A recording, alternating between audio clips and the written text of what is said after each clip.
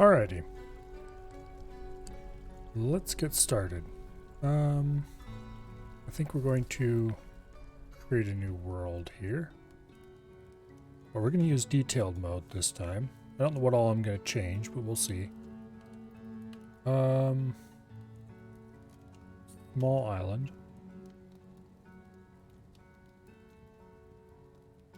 I just kind of want to look around in here to see what all is different.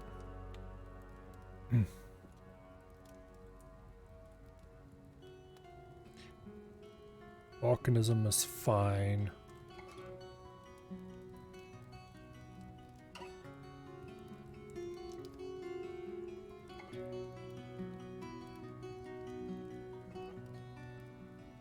Yeah.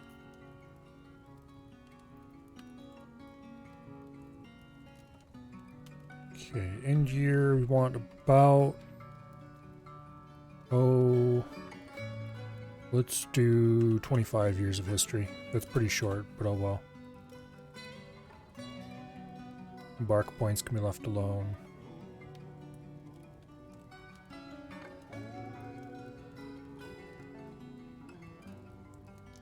Gonna go ahead and set this. Yes, because why not?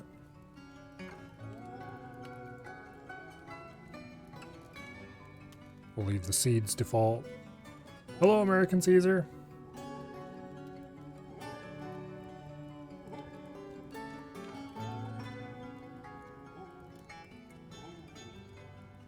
Yeah. I think we'll go with this. I didn't change much, but...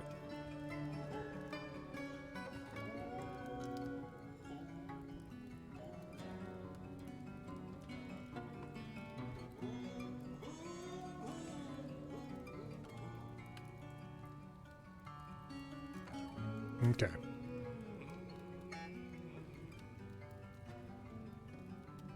This may be a little wetter than I really like.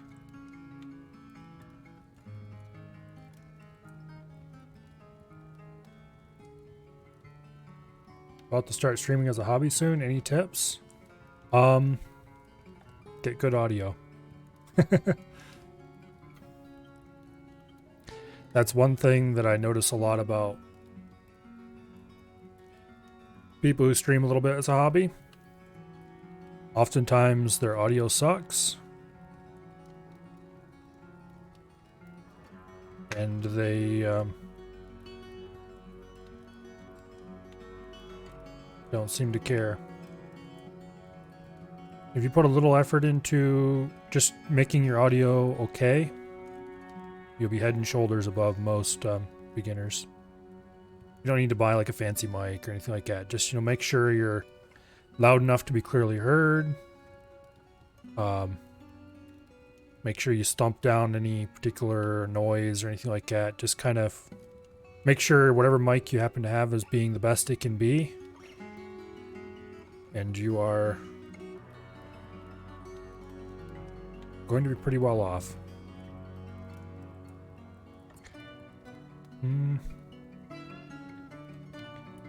I would kind of like to get a waterfall, but I don't know if that's going to happen on this map. Anyway, we'll see.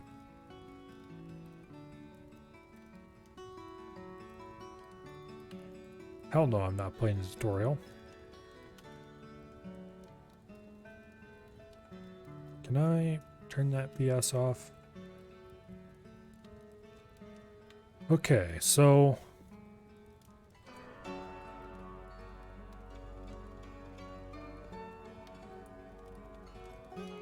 This is quite a small map.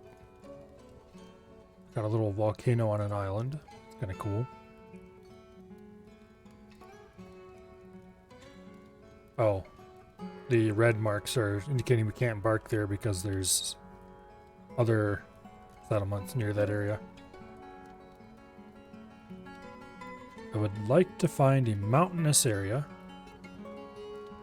that looks like it might have a waterfall. Failing that, which, let's face it, we're probably not going to find a mountainous area that has a waterfall.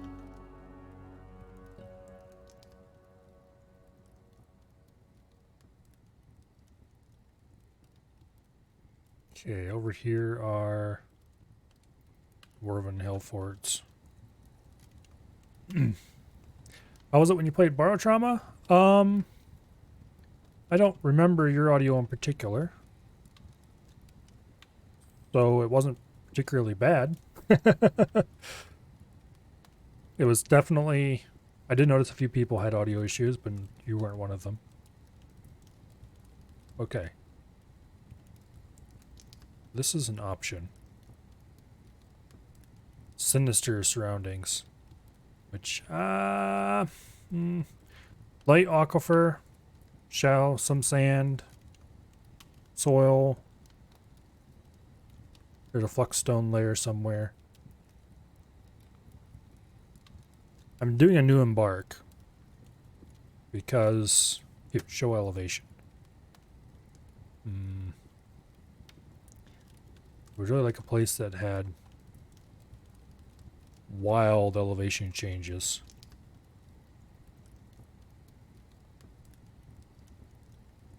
Like in here, there might be a waterfall. I would like a place without an aquifer. But I also want a river. Or a stream. But it doesn't look like we're going to get that. Okay, what are these? Human hamlets? Okay, I don't care. Hello, Ash. Yeah, I don't think we're getting any streams that are actually in the mountains themselves.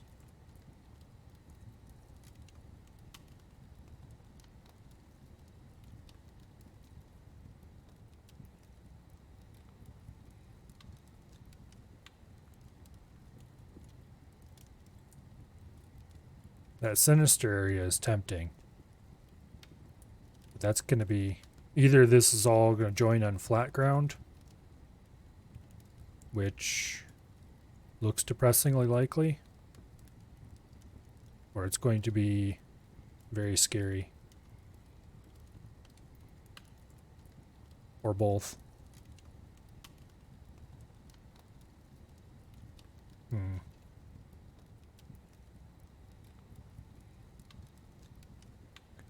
I might regenerate a world and see if I can get one that has more interesting terrain.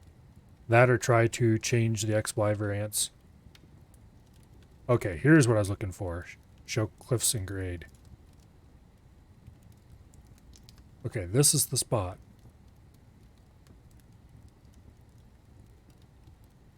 There could be a waterfall there.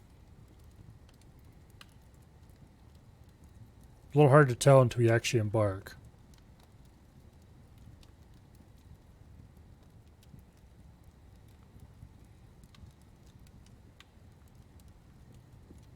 Well, problem is I'm not really sure if I want sinister surroundings, because that means evil biome. And evil biomes have all kinds of exciting things going on that I don't want to deal with right now. Isn't Dwarf Fortress a weekend game? Not this week. This week, I've been playing Dwarf Fortress almost every day. Because the Steam version just released on Tuesday. Then we're going to play it this weekend. And then next week, we're going to play a mix of Dwarf Fortress and other stuff. And then weekend, we'll probably go back to Terraria until we finish Terraria.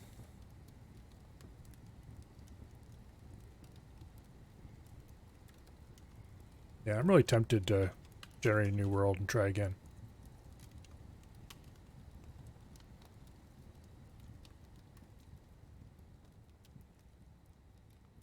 Let's do that.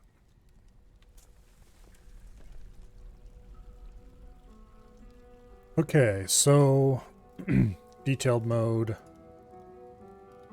We'll do a medium island, actually. We'll just change the history to 50, should be fine. Call on important historical figures. I don't remember what all this does, but yes, we're going to do that. Okay, was there... Oh yes, there was something else I was going to change. I want to try to figure out if I can increase the terrain variance. I don't remember how all these settings work anymore.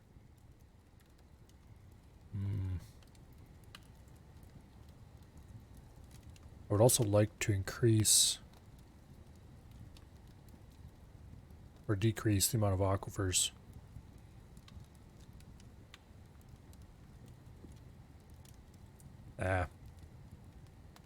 Dealing with aquifer isn't hard. I just don't want to end up with another one like that where I have aquifers below the soil layer scattered around in my rock. Because I would like to only have to do one aquifer pierce. Thank you very much.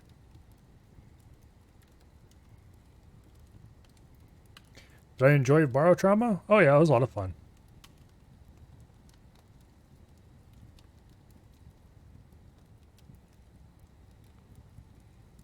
Let's see.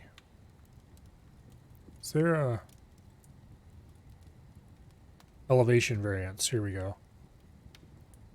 Let's go ahead and bump this to 2,500.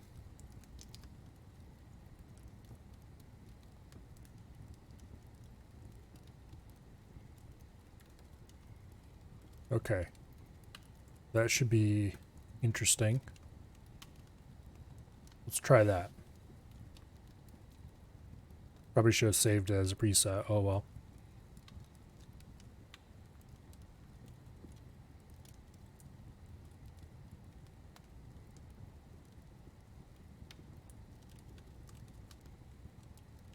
Okay. History generation happens pretty quickly. This makes it pretty patchy as far as ocean stuff goes. This is the elevation variance at work. But there will be more small patches of mountain. We'll see.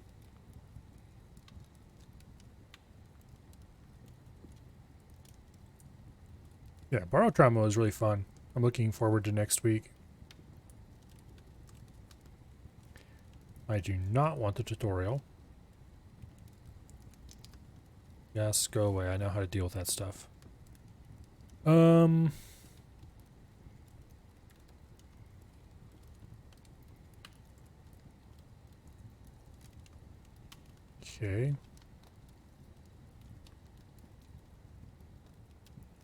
I want to find a place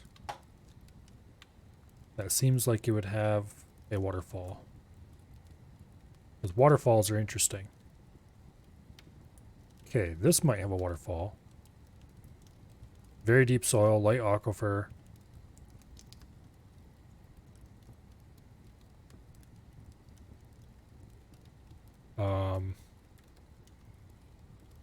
Okay. Goes downhill pretty fast here. Tropical grassland. Untamed wilds, which means it's fairly savage.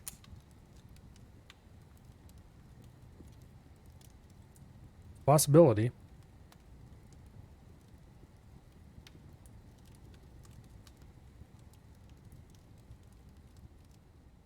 Ooh. This looks even more exciting. There's almost certainly a waterfall in here somewhere. Shallow clay. There's no sand. Vanilla. If I remember correctly, vanilla pottery is kind of crap. One of those things I tended to mod a lot. Okay. Here we have a tropical savanna. Untamed wilds. Shallow sand, a little soil. Right on the edge of a mountain. No soil there, but there's still an aquifer. That's not great.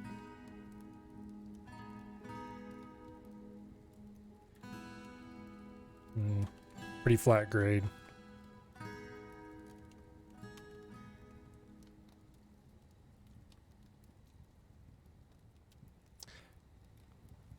Well, there's something going on here with grade. Deep soil, light aquifer. There's a bit down there that doesn't have any aquifer at all.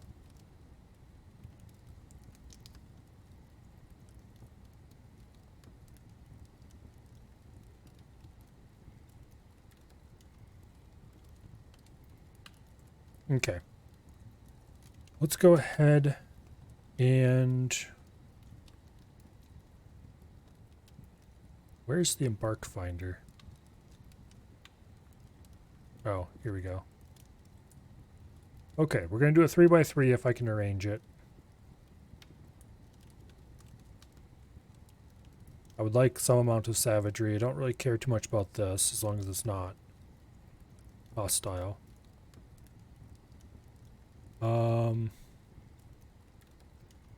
Don't really care about temperature so much. Basically ran around the ship fixing things. Well, I ran around the ship not doing too much until things got very exciting. You know, I wonder if I can find an area that has no aquifer. That also has a flux-stone layer. And a river. I would like clay and sand, but don't over much care. Okay.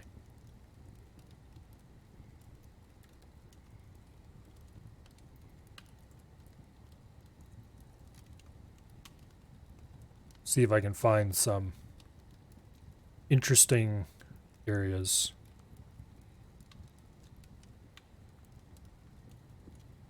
Do I care about my origin, Sev?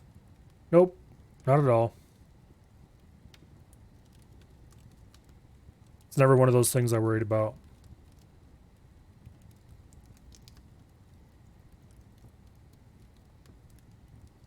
I don't really care much about the history aspects of this game. It's just a giant pile of RNG anyway.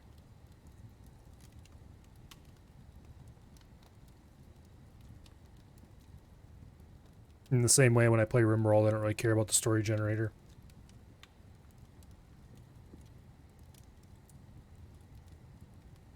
Okay. We've got some options here. That can be immediately discarded. That can be immediately discarded. Nope. No. No.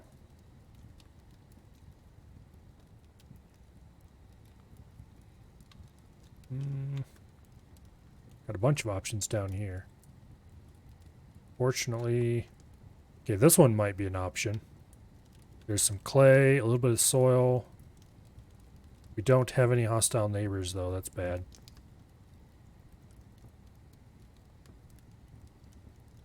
Does look like it would definitely have a waterfall there, though. Okay, so that's a strong contender. If only it had nearby goblins.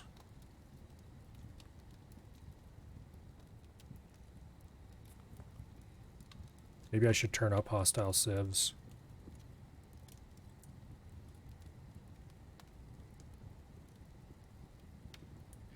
Watching a streamer who's made a water death trap for invaders, he literally just drowns them all. I'm starting a new fortress because I want to make a specific kind of trap, and there's not much hope of doing that on our current map. So you might not see drowning, but you might see squishing. But to see squishing, we would need to have enemies. And this area just has nearby humans. Well, guess that rolls a rip. Just stop showing me that bullshit. Okay, detailed mode, medium island.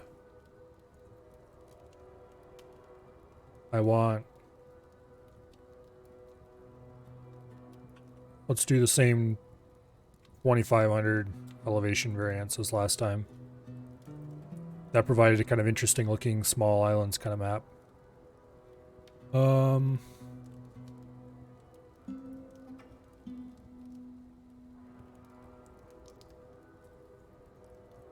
Let's see. Where are the civ caps? Starting civs or whatever they're called. It's around here somewhere. Surely it's not underneath the weighted. Okay, here we go. Poles. We'll do just a North Pole.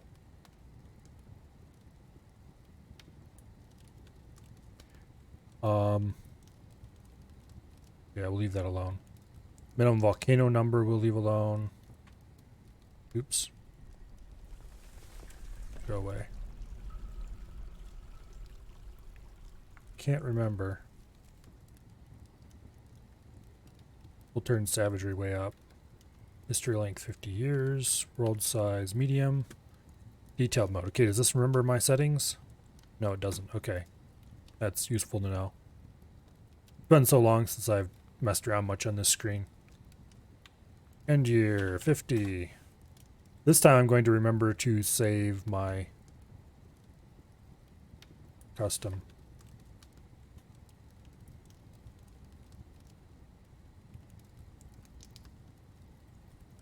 We'll just call it like that for now. All right.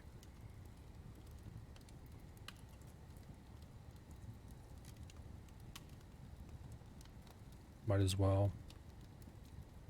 Elevation variance set to 2500.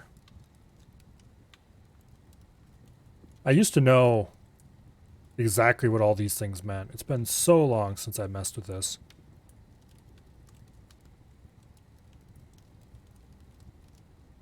Okay. Minimum savagery. Let's actually not adjust that. Damn it!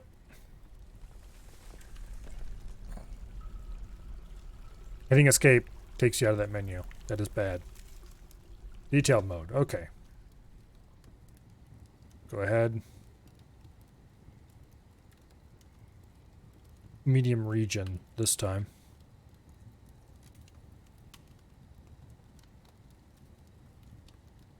Okay, don't care about the seeds, don't care about the world name. End year is we're year 50.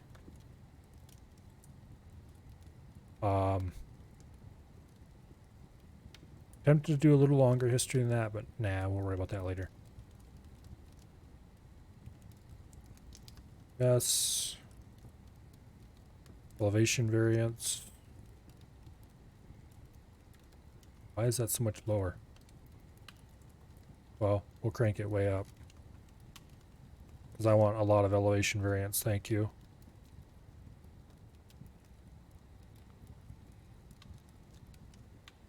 Don't care about the savagery or the... Well... Tempted to turn minimum savagery up a little bit, but I don't remember what the amount is before it starts becoming a problem. So we're not going to touch that right now. Okay, scroll past the meshes.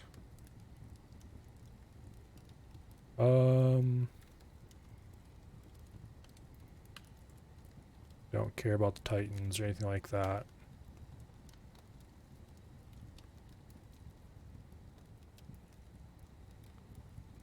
Okay, I think I might have scrolled past the point I want, but that's okay.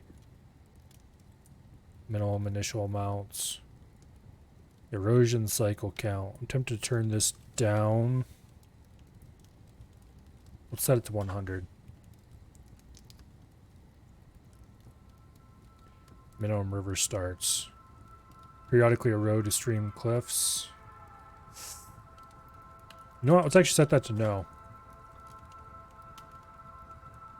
That should make the area much more interesting.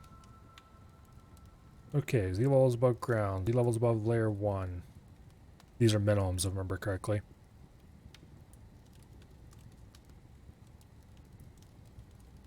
We'll leave those alone for now. Make caves visible, no. Number of civs, here we go.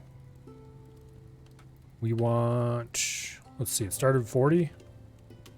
Let's go ahead and buff it up to 100. The insanity of it. Playable Civ required, of course. I'm not after a Legends mode only world here.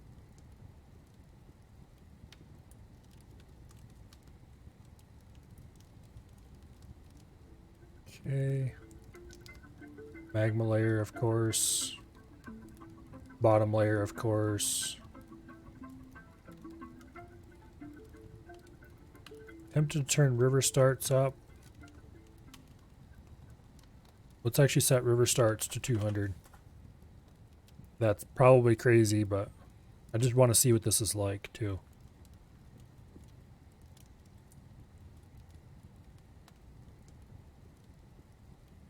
Okay. Poles.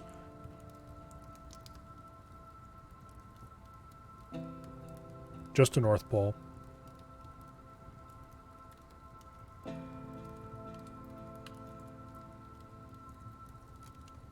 Alright. Let's see what kind of weirdness this cranks out.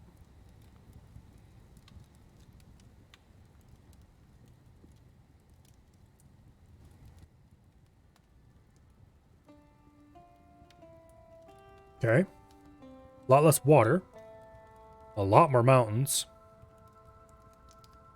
Lots of rivers. Which is good.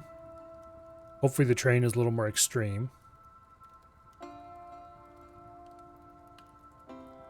We're still in the age of myth, which is good, because that means there's going to be more legendary creatures about.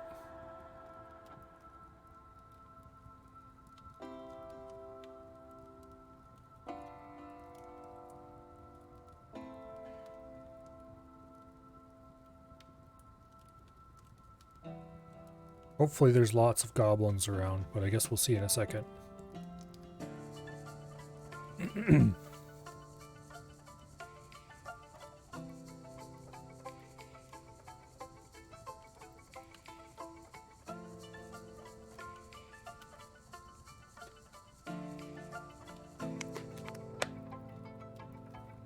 I visited the Bay 12 forums today for the first time in a long time.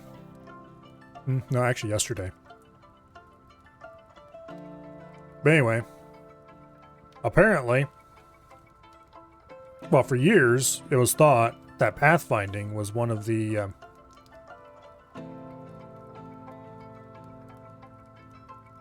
it just shrinks it away. It doesn't actually do anything useful. For years, it was thought that pathfinding was the cause of so-called FPS death. Okay, I would like high savagery if I can find it. And I would like no aquifers, thank you. I want easy digging this time. I do want a river. It's probably too much to ask for both sand and clay. We'll just leave those alone for now.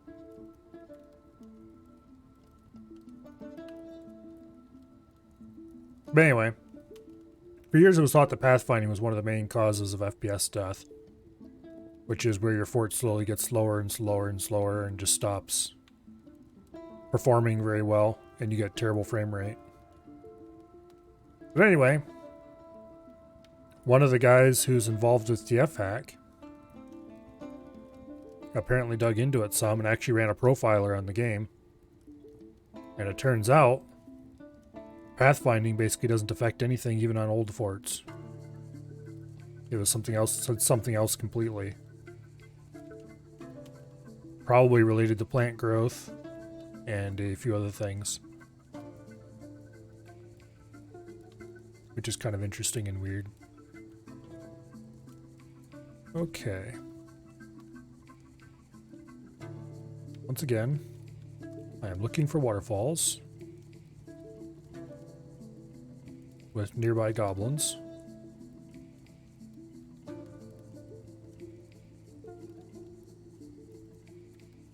And there's an option. Temperate conifer forest. Little soil. No sand. No clay. Those are both big bummers.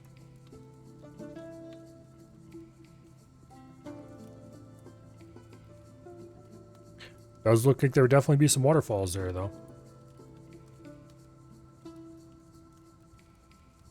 Okay, what's down here in this blob?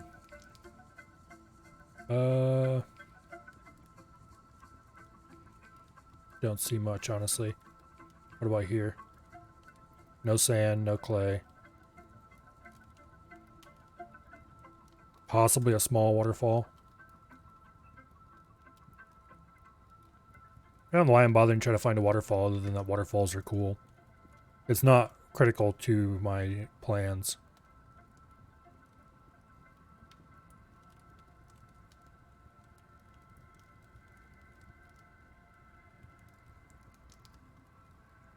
There's a lot of options around here, but none of them... The reason I'm looking for where two streams join is because that is more likely to have a waterfall. Okay, so we've got goblins 2 days away, untamed wilds, temperate temperature, and we have a stream. Not much in the way of cliffs, though. Oh, here's a frozen valley. Nearby humans and goblins. Probably not a good choice, honestly. Okay, scorching hot temperatures. That might actually be a bit of a problem.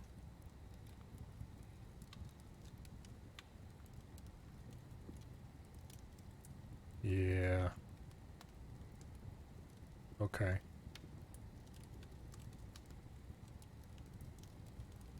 Got some jungles down there. This is kind of a cool world, but... Okay, we got some temperate climate here. Surely there's a good place.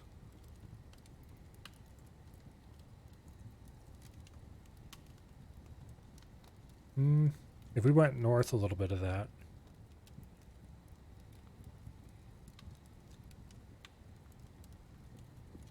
Let's see, what are the cliffs like around there? Not very, that's what they're like. Boo.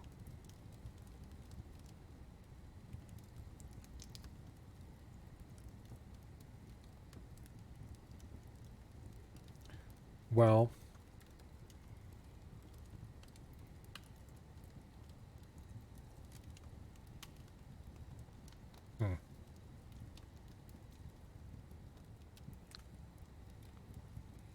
There's plenty of non-aquifer spaces around that aren't marked. Okay, this looks like it might have some serious waterfallage going on. Clay, very deep soil, iron, gold, silver, copper, nickel, zinc, platinum, tin, fluxstone, like wilderness surroundings. That's probably why it wasn't marked, because it's not high savagery. Is FPS death solved in this version? No. It's same as always. It's just that more information is turned up that it wasn't what people thought it was. Now, there are some pathfinding related things that can kill your fortress dead in its tracks. But those were well known all along, and they're easily avoided. This is a really tempting spot. You have goblins nearby, humans nearby. No dwarves nearby. No elves listed either. I kind of would like to have some elves nearby so we can piss them off too.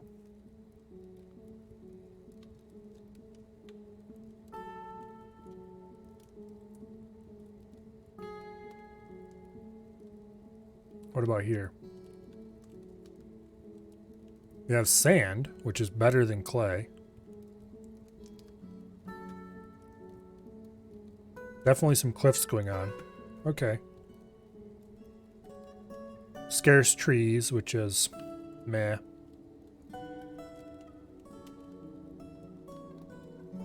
What's the biome? Dunes.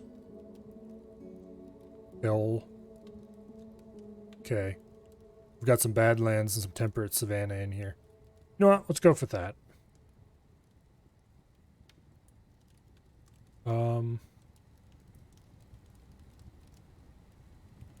We're not going to have much trees, unlike last time.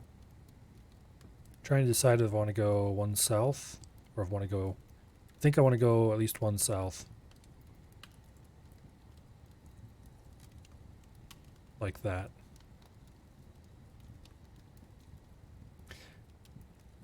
Prepare carefully, definitely.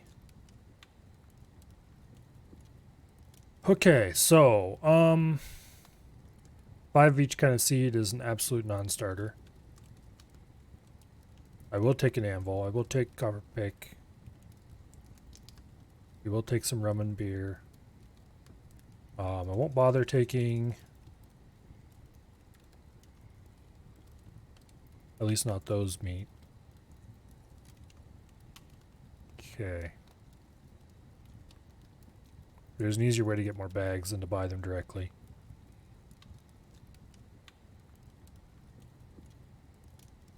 We don't need to take any ropes with us. We don't need to take any quivers with us. We certainly don't need to take any buckets or splints or crutches or wheelbarrows or step ladders. We can make those all those on location. Okay. Now, what do I need to take with? I should take... Okay, we don't have to worry about an aquifer. And we're going to be digging a lot from the very start. So we probably don't need to bring any stone. I am going to take 2 more copper picks.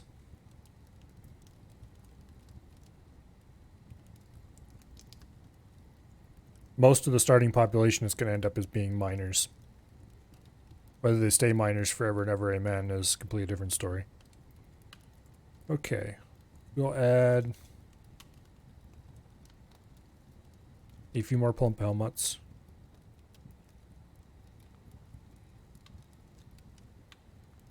And some sweet pods. A few pigtail. The rest we'll just take a little bit of. Okay. Now, let's take some meat.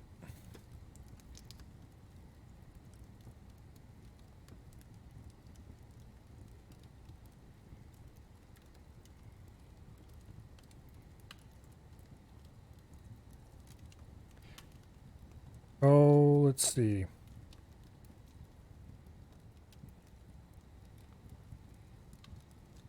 Wait. No 4-point meats, please.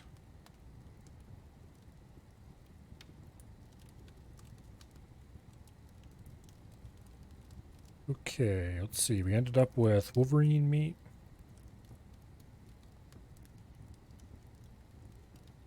Yeah, okay. Were those the only 2-point? No, there's more 2-point meats down here.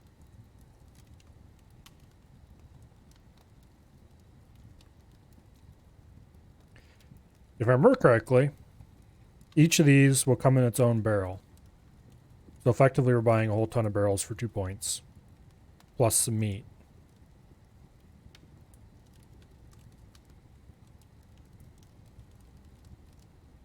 You would like to be a miner? Don't worry, Dread, you will be a miner. Once I get around to that point. Okay, well, that's probably enough meat. And definitely enough barrels. Take a few plump helmets. Mostly these are so that we can have something brewable. And then... yeah, barrels are 10 points each. This way we should get a barrel for 2 points each. Assuming they didn't fix that exploit ever. Which, maybe they did, maybe they didn't. Additionally, we'll buy 1 of each kind of sand.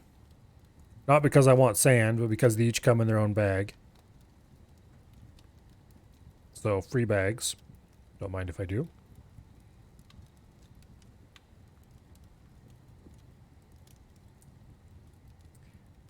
That's a good start.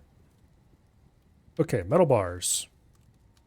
We will take a couple of platinum bars.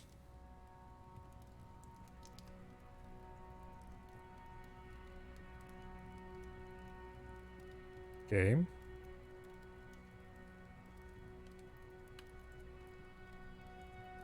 Can I not take any metal bars at all?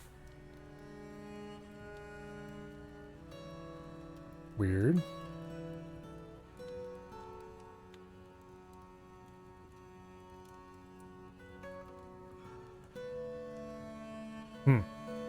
It's not allowing me to select any metal bars. That's concerning. But we can select gems.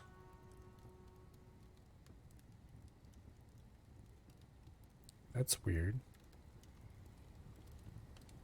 I would really like a platinum bar, thank you.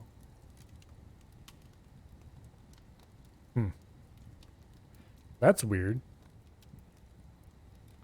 Well, we will take a couple of random gems.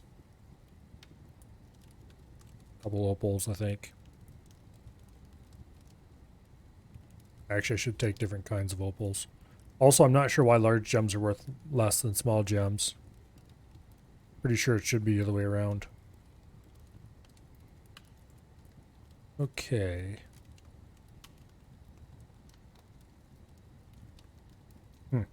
There is a distinct lack of different kinds of wood available. Not that I really mind. What else would I need?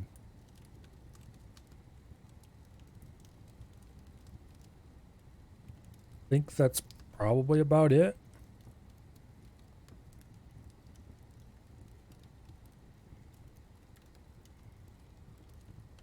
It's probably about it.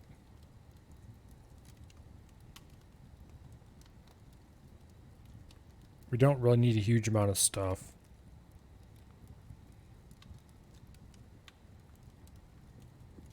Some mugs probably wouldn't hurt anybody, but we can make those on location for much cheaper than that. Oh, I will take a giant cave cider silk cloth.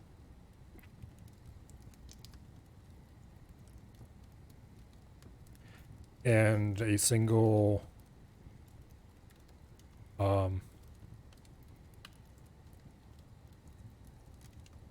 single bit of giant cave spider silk thread. Boom. Okay. Animals. I would like a pair of cats. And that's it. Now, dwarves. We have a 55-year-old lady who has good spatial sense, apparently, but is prone to depression. Well, that's great. 56-year-old lady. The 66-year-old dude.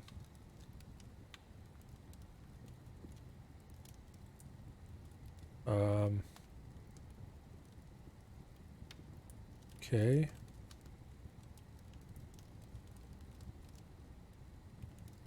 Except the one who is, okay, this one's emotional obsessive, which probably isn't great. The depression prone one worries me a little bit.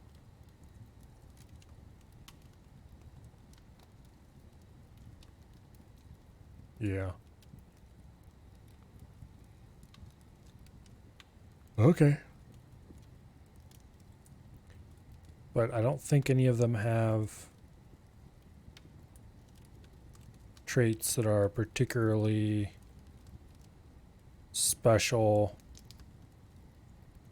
as far as... Okay, that one likes working outdoors. Apparently they all like it outdoors.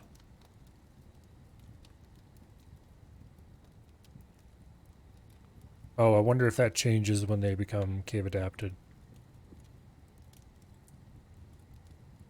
It's been long enough that... Okay, let's try to pick who should be the leader. Good feel for social relationships. That's a move in the right direction. That one doesn't have anything useful for that. Amazing memory, a lot of willpower. Good intellect. Little patience. Okay, that's not great. None of those are great. Okay. We have a fairly obvious choice for leader here.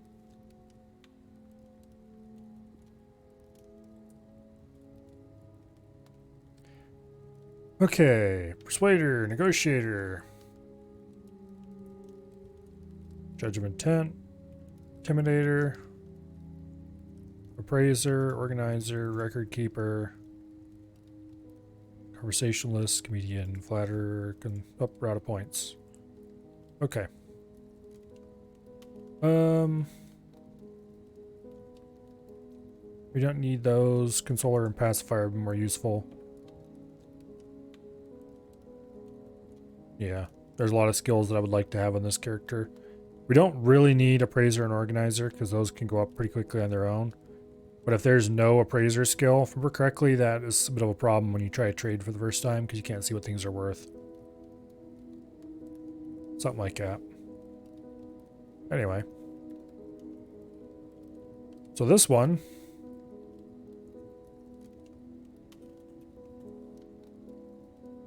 Oh, this bug. Damn it. For some bizarre reason you can't. It won't let you actually enter a name on this screen. It acts like it should, but you can't actually type it in. Okay. Well, I guess that answers the question of who's going to be dwarfed as what. We can decide that later. Okay, so you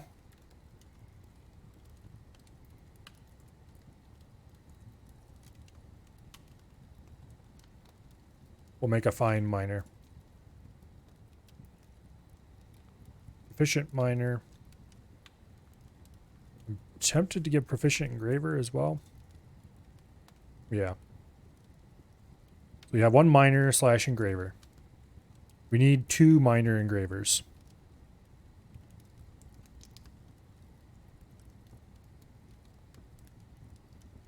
Actually, I should decide first.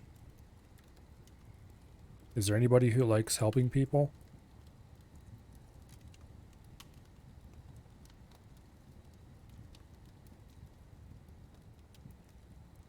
I don't really think we have such a thing.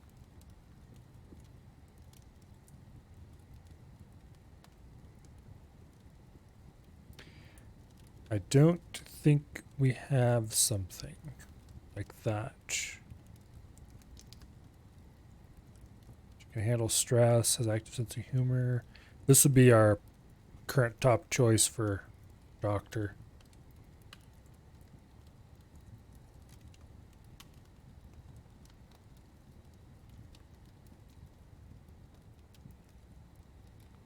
Yeah. Okay. Wound dresser, diagnostician, surgeon, bone doctor, sucher. Give an extra point to diagnosis. And wound dresser and surgeon. Well, 2 points in all the medical skills, I guess. Boom. Doctor. Okay.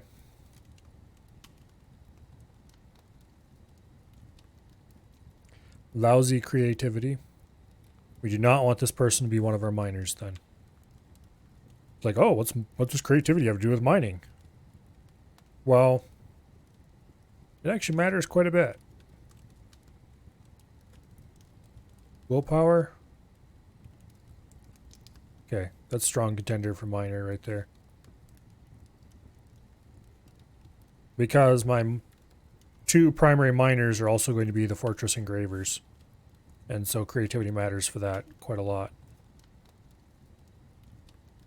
Okay. So Miss No Creativity here gets to be the woodcutter.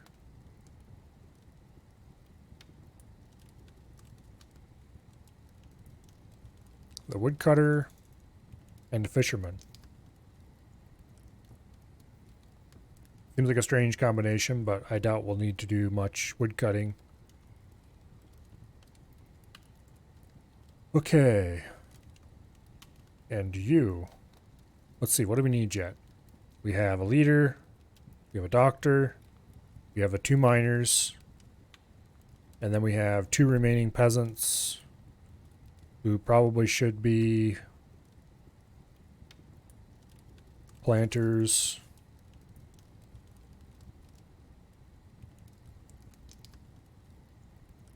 Combined with one of them being a... Oh...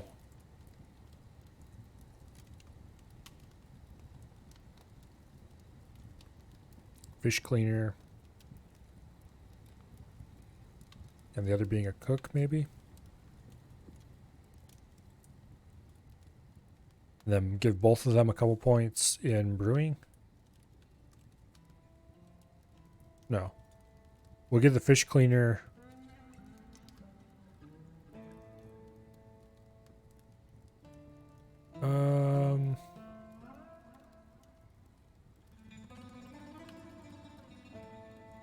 I think giving a couple points in brewer is probably acceptable. Where is brewer? Is it on crucial? Yeah, it is. What they decided to put on this crucial screen is a little weird.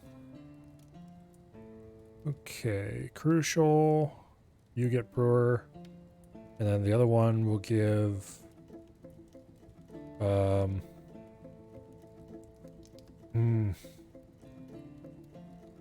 We kind of need somebody to be a mason.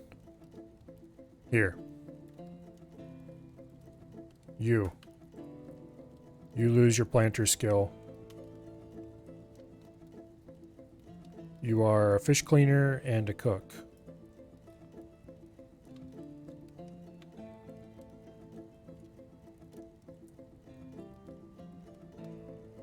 Competent brewer, skilled cook, competent fish cleaner should be good. And you lose your planting skill, gain mason skill. Actually, wait. Okay, you're not the one who has bad creativity. High stamina, disdain skill. Well, that's too bad. Because you're going to end up being very skilled.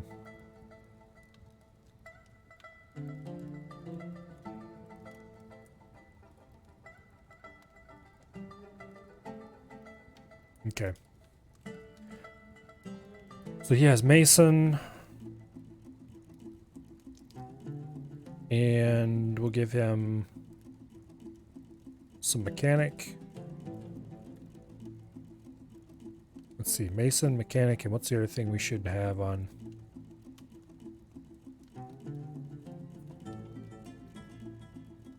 Where is Stonecrafter? There it is. What they decided to put in crucial is really weird. Okay. 2 miners, a mason, a woodcutter, a doctor, a trader, and a farmer. 2 cats. And now we have 500 and some points to use up. Is it going to let me choose a metal?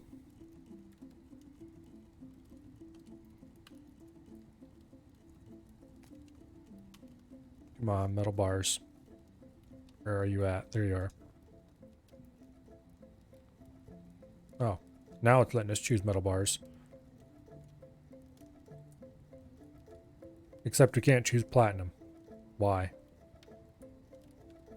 Okay, fine. We'll choose steel. Steel's a better choice anyway, probably. Can't. What? We can choose iron. We can't choose gold. We can't choose silver. Weird. It's like iron is the only metal available to us? What rose gold? No? You wouldn't think any of the other metals would show up if they weren't an option. Okay, I guess we'll take a little bit of iron. Oh wait, we picked up some lay pewter. Bronze is available. Electrum. Okay, there we go. I would like something better than Electrum, please, though. Bismuth. It's not worth very much. Bismuth bronze isn't an option. It's very weird what it's not allowing me to select. Just give me platinum, damn it.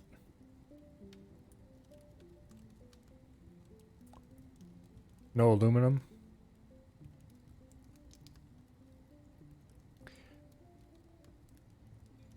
What? Oh, there we go. Platinum. 2 platinum bars. Okay. We have a couple of opals, 2 platinum bars.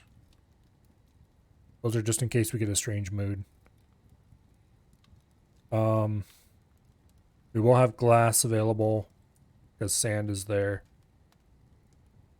I should take some yarn. We'll take a couple bits of pigtail fiber silk or thread. And then we'll take... Oh, where's the yarn ropes? Don't tell me they don't have any yarn ropes. I don't want... Not rope, thread. Thread plant, thread silk. No thread yarn.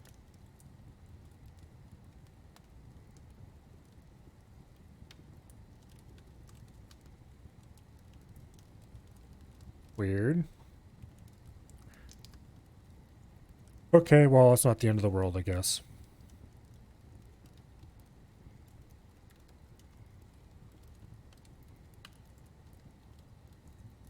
There's yarn cloth. Oh, there we go. Thread yarn. Cold piece of alpaca wool.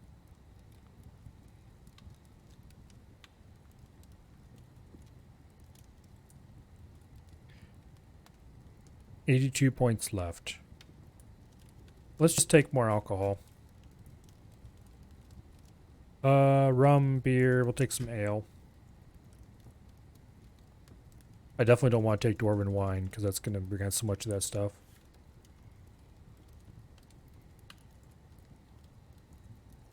Boom. 2 points left. Take a couple more caveweed seeds. All right. Fortress name. Party Fortress. That seems appropriate. Group name. The tactical key. Oh yes, very nice. Group symbol. Don't care, actually.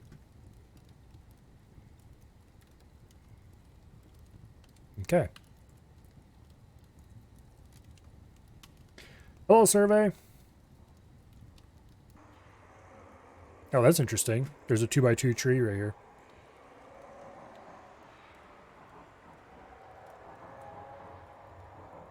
And this is not water.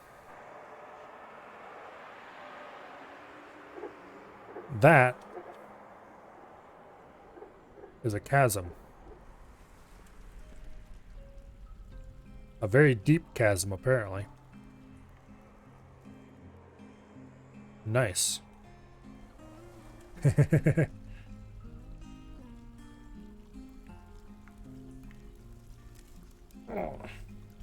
We have quite a nice waterfall. I just realized something. This is going to be a serious issue. Okay, when this water starts piling over the edge, this is not going to be flowing at 7.7 anymore. The level's going to drop considerably because most of the water will be flowing off. Occasionally, this will be considered walkable. And dwarves will go, oh, water's shallow, let's go have a walk. And they'll go charging across here, get swept over the edge by water and fall and fall. Until they run into the giant otters. Okay. Or maybe the sturgeon that's down here. In any case, a bad time will be had by all. Those are indeed otters. So we need to immediately set a restricted traffic area right there. Which is basically like, do not walk through here unless you cannot find anything better.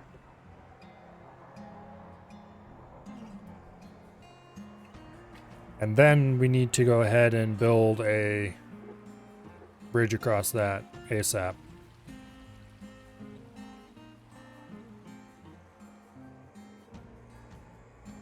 Okay. Here's all the stuff we brought with us. High wood. Oh, nice. The 2x2 high wood tree. There really aren't many trees around here, though. There's some willow down here. This giant narrow canyon is the result of turning erosion to very low. There's some hematite, microline, dolomite, microline, talc,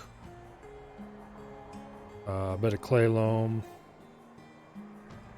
bauxite, magnetite, that's another iron ore, with hematite veins, bituminous coal, peat, red sand. I don't think there was any clay here. Yeah, it looks like we have peat and red sand as our choice of dirt layers. Bit of bauxite right here. Okay, so I think what we're going to do for Under River is we're going to go ahead and dig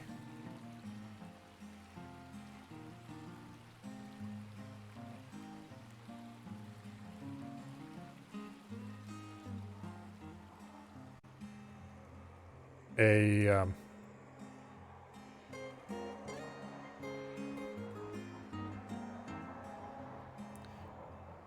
what do I call it?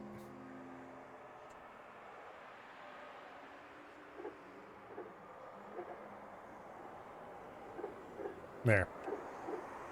We'll dig a little tunnel. Hello, Sealith. Where's the mahogany? Well, there's not going to be any mahogany around here. Looks like there's a bayberry over there. Some willow. Walnut. There's a nice walnut. Ooh, here's a giant highwood. Big 3x3 tree. That's probably got a ton of logs in it. Pretty big plum tree right here, too.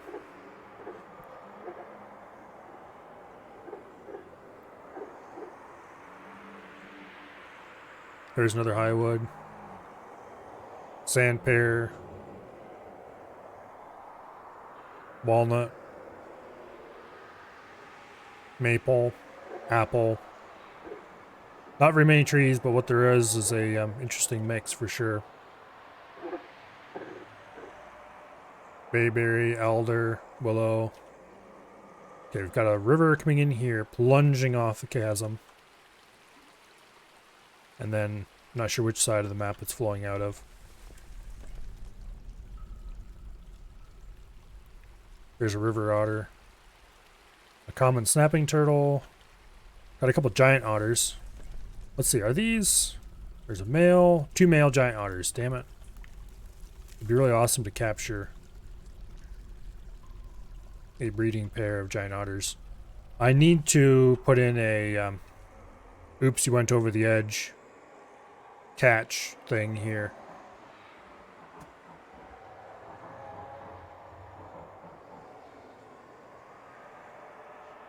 At some point.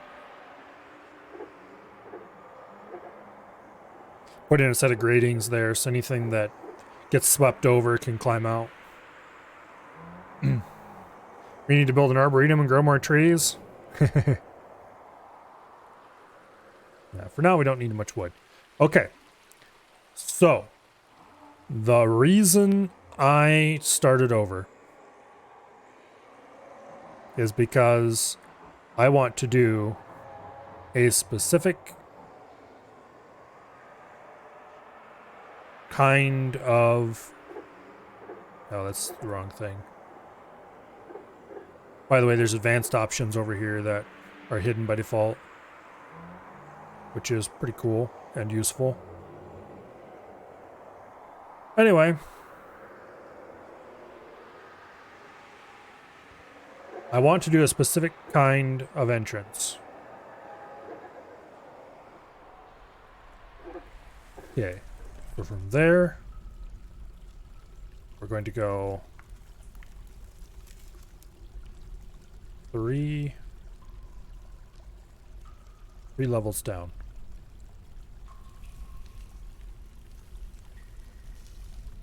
No, we'll do 5. It's like, oh, Milo, why are you digging a 1x1 shaft? Last time you dug a much larger shaft than that. I have my reasons. And those reasons should be fairly obvious in a second here. Where did that window go? Okay, how did I have this come out last time? Like that. Okay. This is what we're going to build. There. This entryway was designed by me a very long time ago, and I have a hankering to make it again. It is everything that a fortress entrance could ever want to be.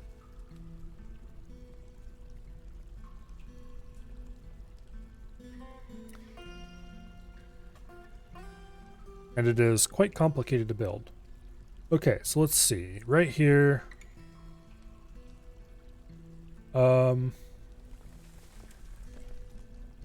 Let's see, we have the stair here, and then this is the up ramp.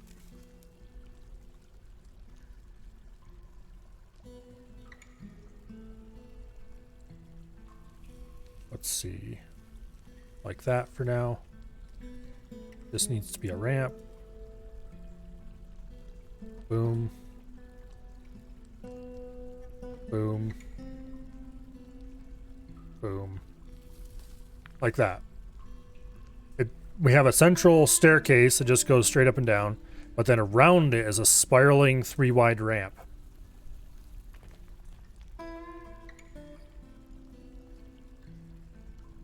So here we have ramps going downward, here we have ramps going upward, and so on, around and around and around and around. For now, let's just put in the landings.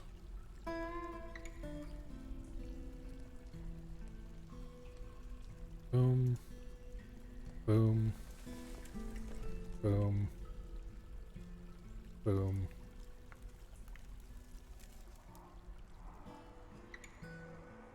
And so on. All the way to the surface.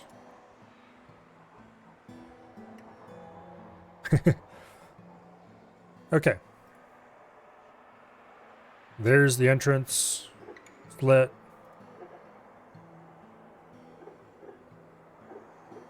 Like that. So the actual entrance itself is kind of, yeah, okay, cool, got a cool entrance. But it has some cool features, shall we say. Oh, wait, no, that's not right. That does not get dug out like that. Well, actually, it does get dug out like that. But first... Okay, so... Now, you may have noticed that when I move the view around, it moves in increments. This whole thing is designed around that grid. So if I count the squares, 1, 2, 3, 4, 5, 6, 7, 8, and then count the squares on there, 2, 3, 4, 5, 6, 7, 8, boom, comes out perfectly.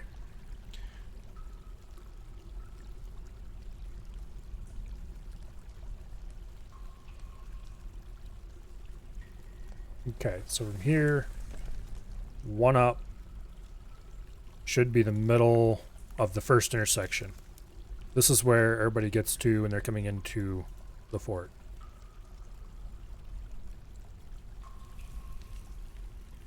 And then it is 1, 2, 3. I think this is where the trade caravan setup is going to be. I think I might have made it one bigger than that.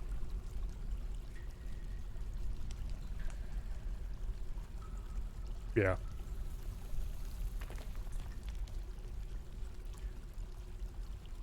Okay, well, first of all, let's start laying things out a little more.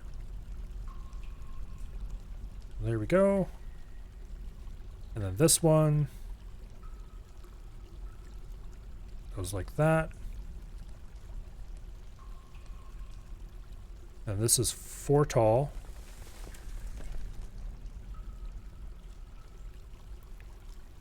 Wait, is it? Yeah. Did I make that island too small? No, that's right.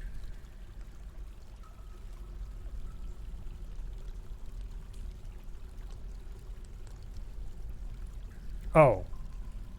Oh, okay, that's what I did wrong. Yeah, no big deal. And then this has fully surrounded. The reason for all these channels is because most creatures can't walk over channels, and so we're going to put bridges over all these. So on this side, in the middle, we have a 4 wide bridge. And then we dig out that. We have a 5 wide island. Like so.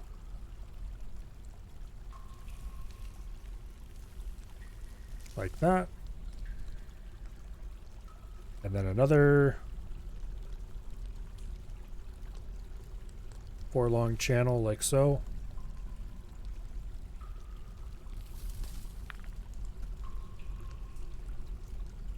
Okay. And off that channel, this extends out to there. Boom.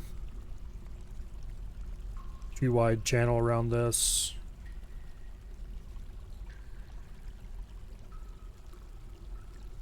Like that.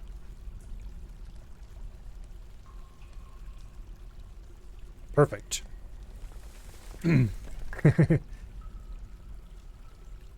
Got your work cut out for you for a while? Yes, do not let me forget. I need to name dwarfs yet. But this is indeed going to take quite a lot of digging.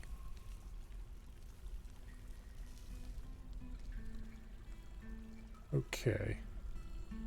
So you have the standard 4, then 1, 2, 3, 4, 5, 6. 1, 2, 3, 4, 5, 6. And then we have the next stretch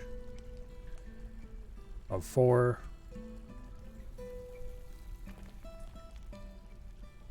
Yep. And then that. And this bit in the center here actually becomes the up-down staircases.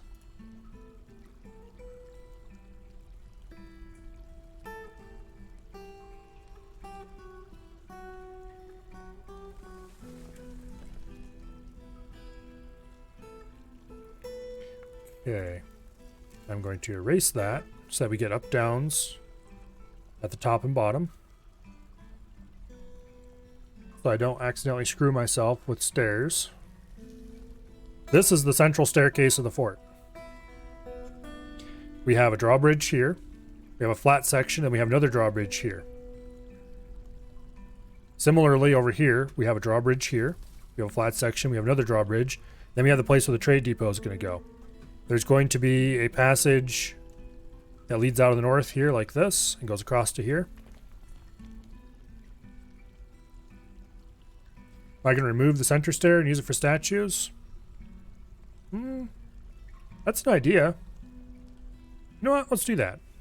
I don't think I've ever really done it that way.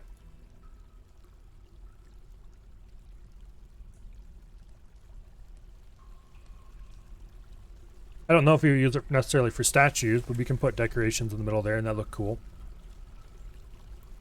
Okay, so we have more digging to do. Each of these flat sections has channels on either side. But notably, this little bit here is left with walls coming right up to it. That's because that is when when this bridge is lifted, it'll form a solid wall across here. So that's very important to have that. But having channels on the sides of this area is also important for reasons that I'll get into in a minute. Okay. So outside of the main bits here, we're surprisingly close to done with the basic structure. Okay, so this goes out 2 more tiles. And then we have a diggable area. Boom. Okay.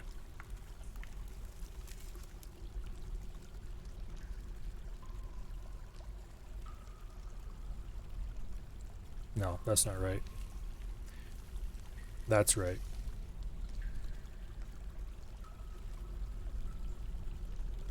These 2 wide passages around the outside of this are military access.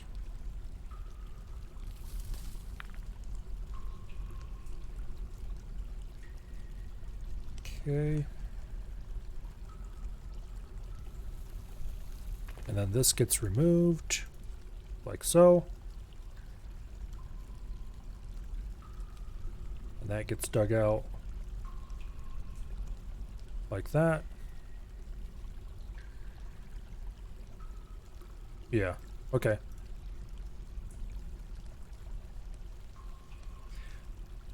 Now,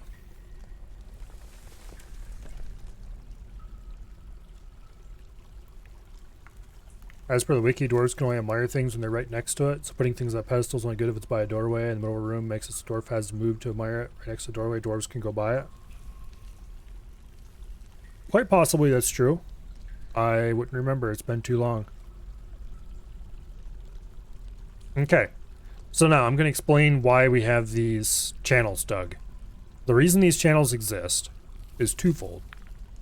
One, if we turn this into a arrow slits, Mark's dwarves stationed in here can shoot their crossbows in and pincushion anything standing out here on the flat. But because there's a channel, nothing can get at them. Because if anything standing adjacent to arrow slits can fire a bolt either way through it. So this basically keeps everything back 1 tile away from the arrow slits, thereby making the dwarves inside safe.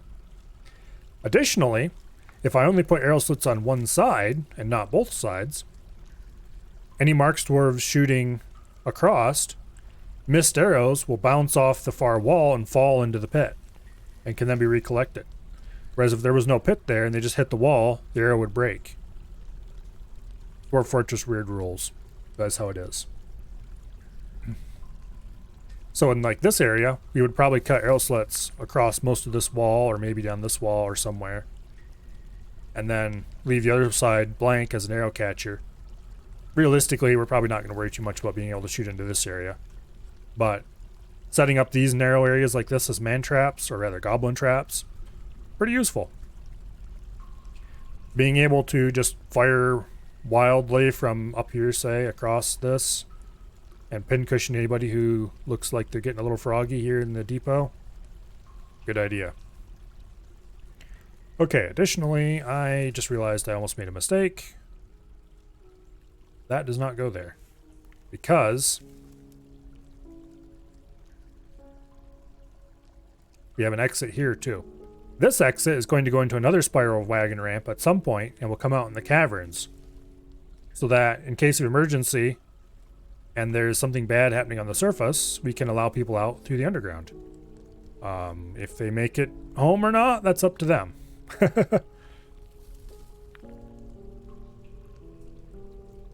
The answer is they probably won't. But hey, you never know. Okay. Once they're off the map, they're no longer our problem. Also, I just realized that's wrong. There we go. Okay. We want to have the standard.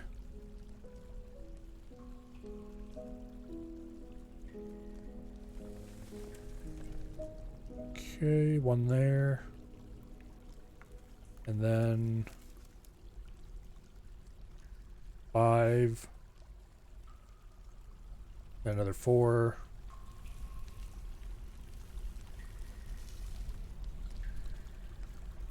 And then who knows how long this is going to be. Like that. Okay, and you get a chasm. Except not like that. This one's a little weird. You know what? I did not make that right at all. Oops. I was too busy duplicating what I had done before. Let's see. This one is 2, 3, 4, 5, 6, 7. Okay. Like that.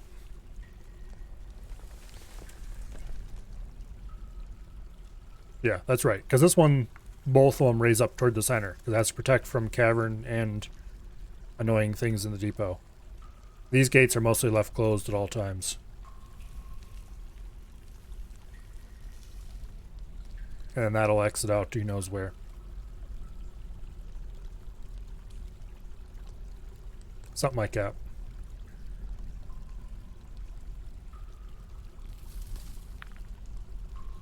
Something a great deal like that.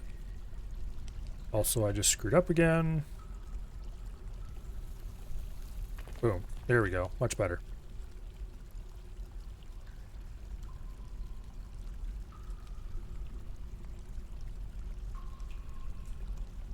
Something like that. Okay.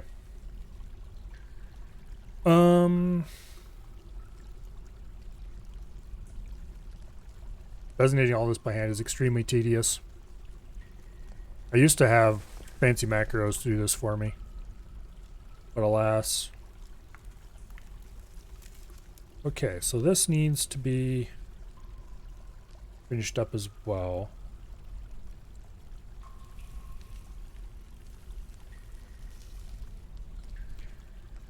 Have I been making these sizes wrong the whole time? No. No, they're right.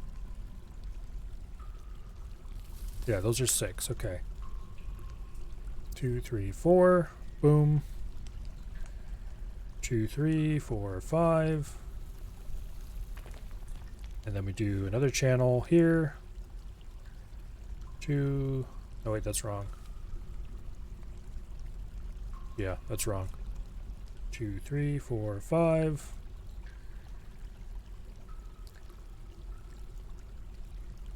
Actually, it's supposed to be 4. There we go. Okay, that's correct. This does not get anything because this is part of the interior of the fort. Every possible enemy entrance is airlocked with 2 drawbridges. I do wish the different kinds of designation looked more different. They look a little too samey nowadays.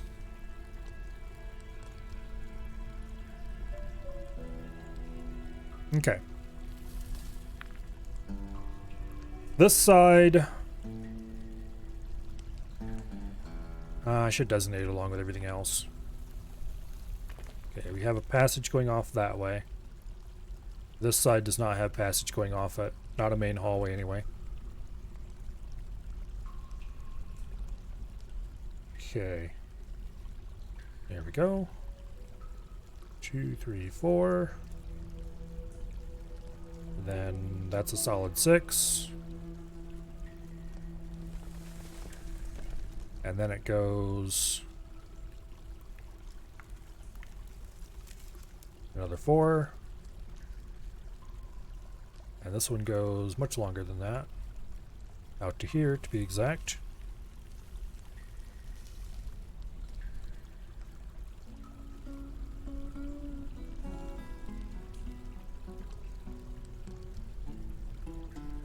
Okay. Something like that. Let's see.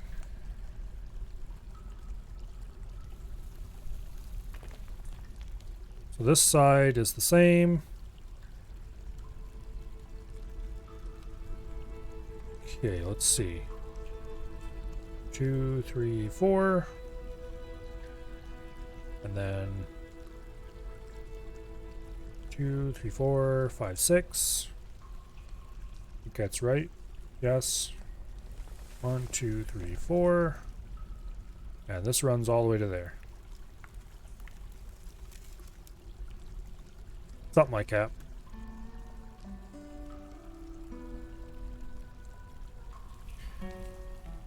Go ahead and put in the channels. Let's see, these raise this way.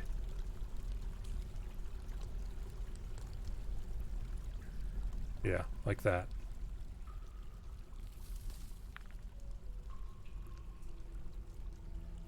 Okay, this one only has a 2 wide passage leading off of it.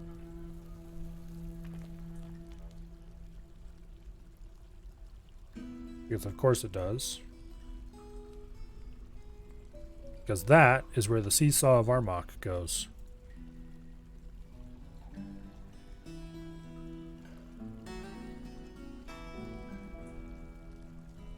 Okay.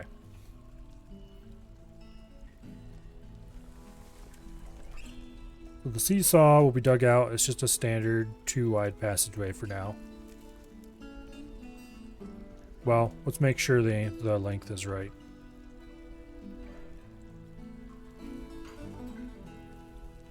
Yeah. Someday those will be filled in with walls. Constructed walls specifically made out of something. Actually, you know what? Let's not do that. They don't need to be anything special just yet. If ever. Okay,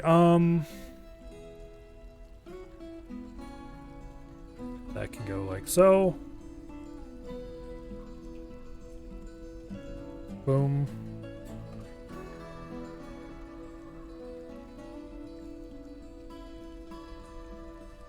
Something like that. Let's see, does this have a cut corner as well? Yes, it does. Boom. Okay.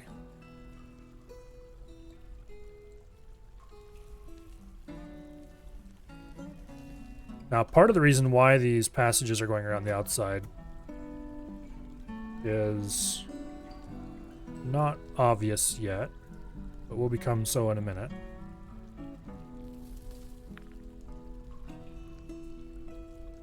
Okay. Over here, I normally put things like the dining hall and that kind of stuff. In this area is the eventual home of the lever hall.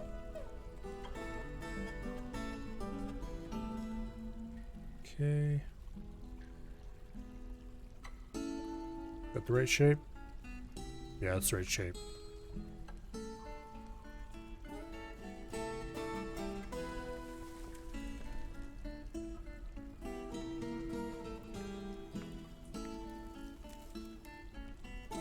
Okay, all the way to here, like that.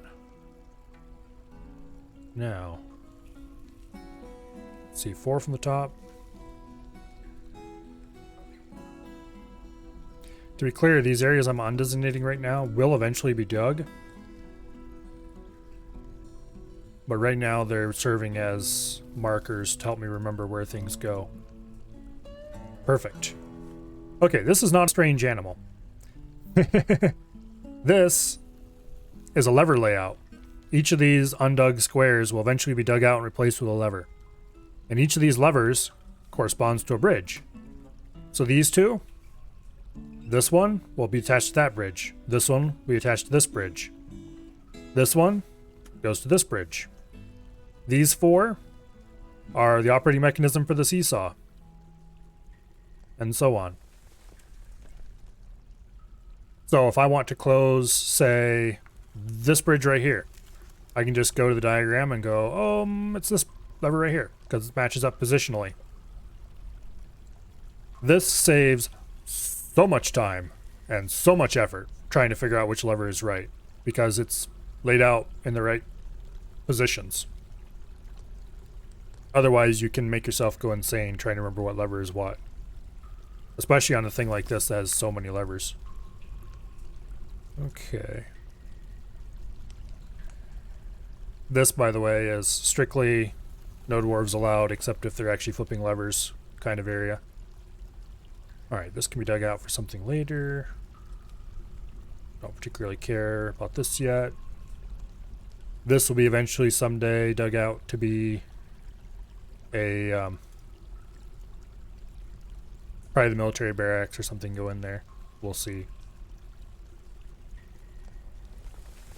The initial fancy plan for this have like tombs and stuff dug out underneath it, and military training areas dug out in here, and we'll deal with that all later. For now, I do believe that everything is done except one of the critically important bits. Everything on this level is done, I should say.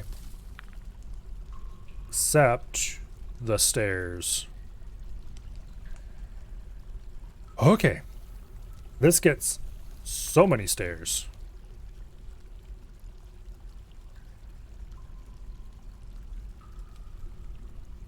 Every single one of these bridges has 2 stairs leading into the sump underneath it. Now you may think that, oh no, you're opening up passages directly into your fortress. And yes, I am. However, one interesting thing is creatures that can destroy buildings can't destroy those buildings from the level below the building. So if you put a hatch cover over a stair like this, no matter how long they sit underneath that hatch cover wishing they could go up, they can't break it down and come up. So it's safe. We just need to make a crap ton of hatch covers and cover all this over. Okay. Like that.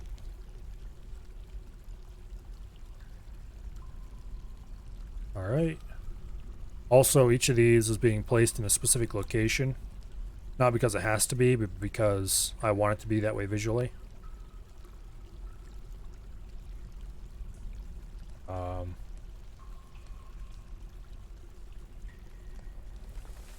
There. Yes, there. Yes, that's right. Okay. Specifically, they are the second tile down from this, the side the bridge moves up toward. Okay. Where did I have? Oh, here it is. This one only gets 1 stair because it just works out that way.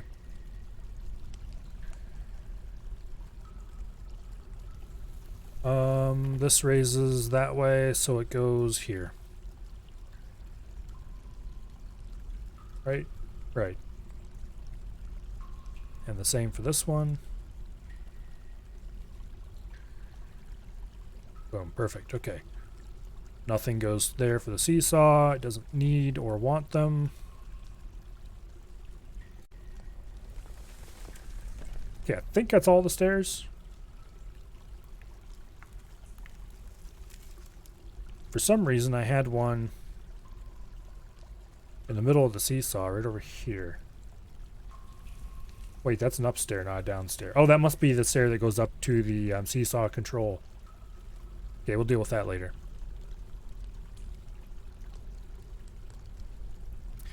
Okay, now to actually make these stairs all function. They actually have to be connected to the thing that they are leading to.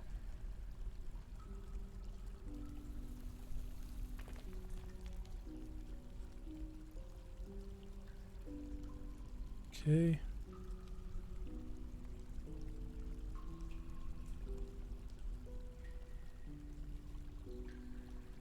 Like so.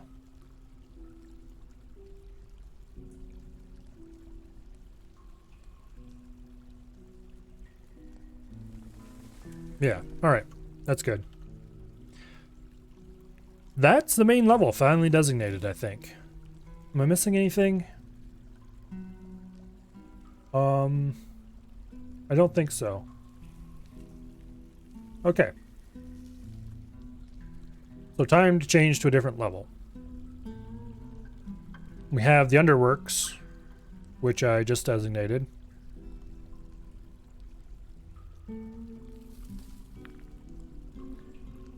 Wait.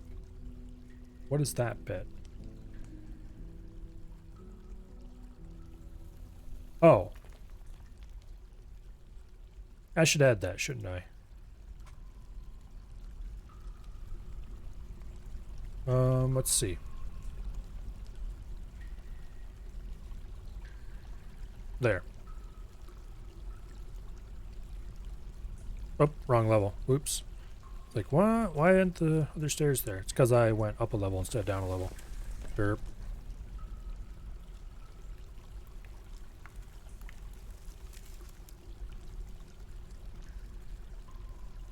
Okay. This little tunnel will allow things to get around this more easily on the bottom level. Not really required, but... Okay. Back to the blueprint. The underworks are more or less dug out. Let's go up a level. Okay, so this is the seesaw mechanical room. And also the eventual location of the frog, which is a particularly clever and witty name for something that I encountered and decided to make it my own. Okay. So, like that. And then there.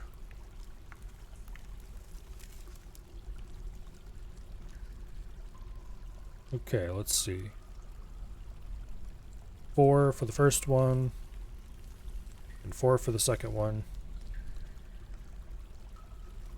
We channel those out. Boom. Basically, you pen up some animals here in the middle on this little bar, and then you put grates or something in the floor here so the animals can look down through the grates. And they will see any sneaky things trying to get into the fort. Why did I have an upstairs? Oh, yes, I remember now. I built a spiraling staircase around this. We don't need to do that.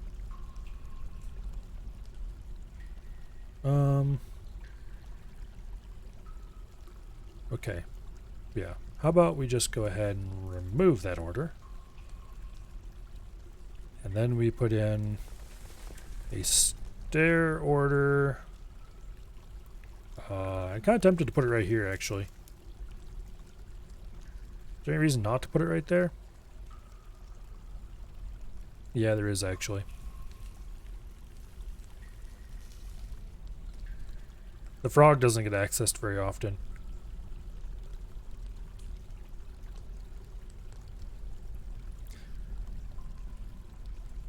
Oh, that's remove stairs. Whoops. Okay, we'll just put it right there. That's fine.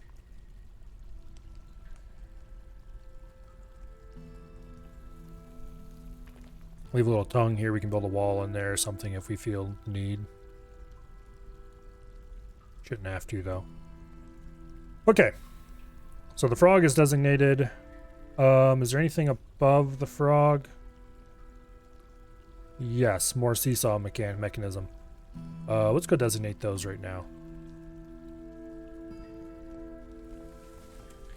Okay, so we need channels here. Like that. And so on. 8 more times. 2, 3, 4, 5, 6, 7, and 8. And that does indeed end in the right tile. Okay, good. No, wait. Those channels are misplaced. They go here. Almost goofed that.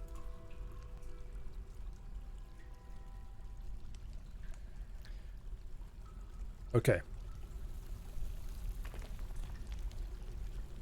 So that's that. Now, 5 tiles. Like so. Actually, no, wait. We want to do 4 tiles. Because those need to be channeled from above. I am not the person who invented this trap, by any means. Okay. Additionally, I'm going to want to build a stairway here. No, not there. Damn it. There. Like that. Okay. So this is sea level or seesaw main barrels. Above that, we have the living quarters and seesaw barrel access. By the way, this is all very carefully designed so that dwarves have limited access to the interior of the seesaw. Otherwise, things will get very exciting for them. Very exciting indeed. Okay, so we want to designate more channels. Here. Man, I hope I don't screw any of this up, because if I screw any of this up, it's going to be a colossal pain in the butt to fix. The seesaw a death trap? Oh yeah, it's a death trap. Basically, how this works is it exploits minecart physics.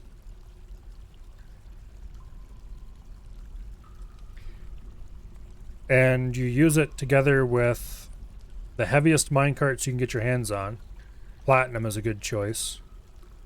Lead is probably acceptable. 2, 3, 4, 5. Okay.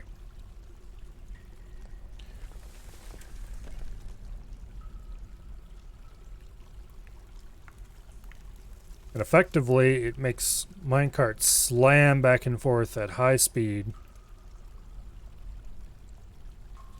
between these two walls. A pair of them here, a pair of them here, and so on. And any creatures who try to go down this passage when the seesaw is on are going to get run over repeatedly and crushed. Very effective. Okay, now we also need to do... Let's see, where to put those? Here. And then a stair, and then an access, okay, like that. Wait a second.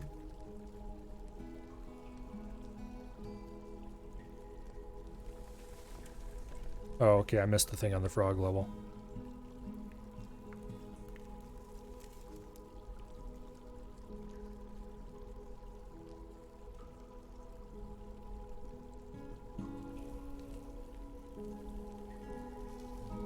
Like that. Okay. And this is seesaw access control.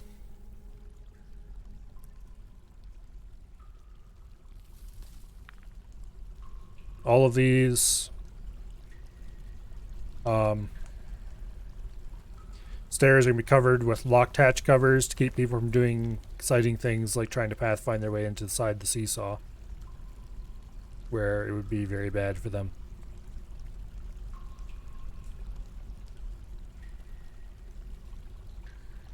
Alright.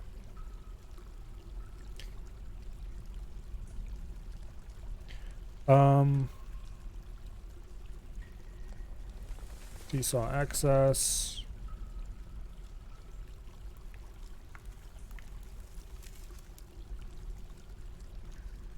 Okay, that's why I built the quarters on that level. It's not required though. Okay, top level is just that. Boring. Okay. So I do believe, outside of optional digging, which reminds me, let's go ahead and put in more stairs. I would like these to go a little higher. Boom. Erase the top level because I want up downstairs the whole way, just in case. Then turn the center back into like that. Okay. Now, this is the plumbing level. This is going to be main storage.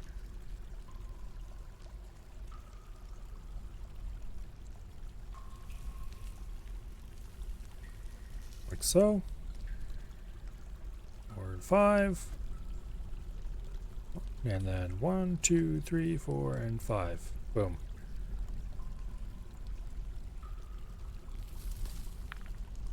Two, 3, 4, 5.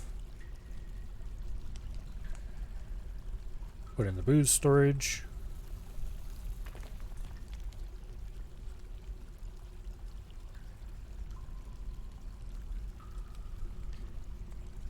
Okay, this one's a little different.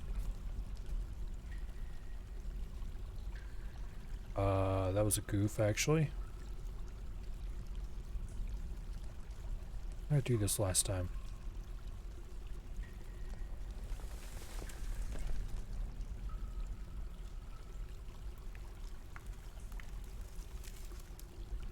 Oh. Like this.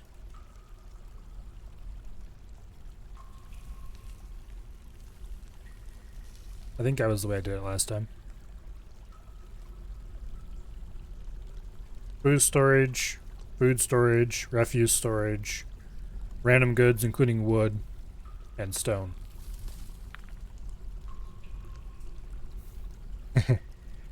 Yeah, that's part of the reason for the hatch covers, to keep roaming animals out of the seesaw. Otherwise it would get very exciting for them very quickly. Okay, this in here will probably be military eventually someday. This will probably be like meeting halls and stuff like that. Trade depot goes right here. Cavern exit someday. And then we have the spiral to the surface.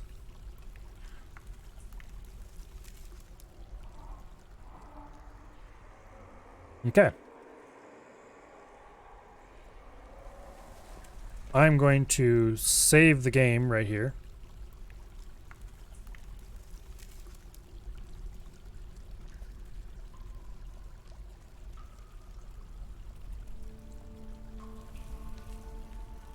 Just in case I screw up.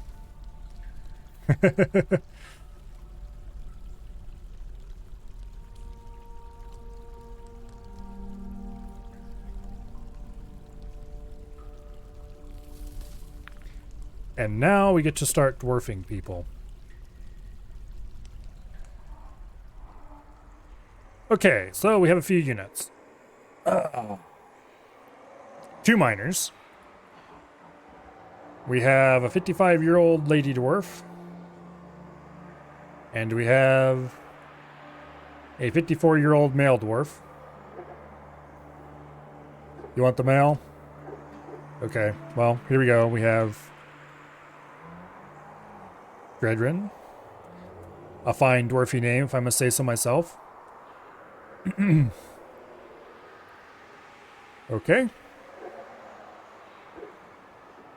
We additionally have several other dwarves. The expedition leader here is going to be me, of course.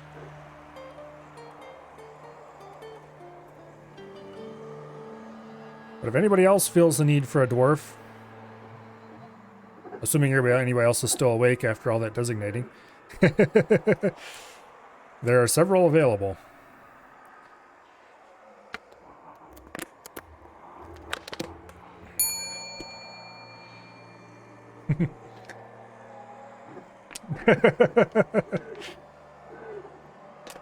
Yeah.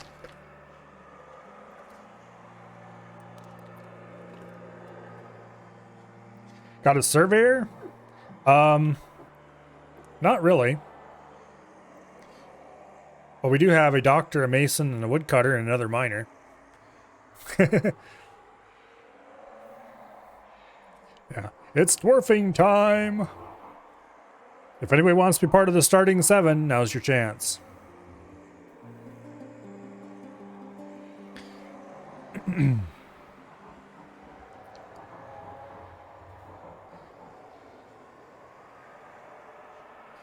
The ranger or a scout? We don't really have either yet.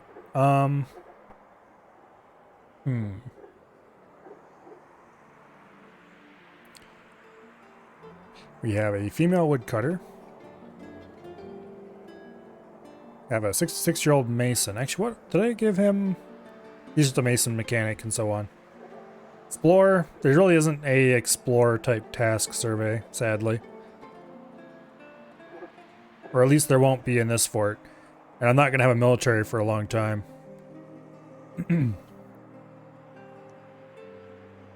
Farmer, doctor. Several options. Or if you'd rather wait, there'll be more dwarves along eventually. The problem is the starting 7 are the most likely. You'll claim the mason? Okay. The starting 7 are the most likely to actually be important to me in any given way. Let's see.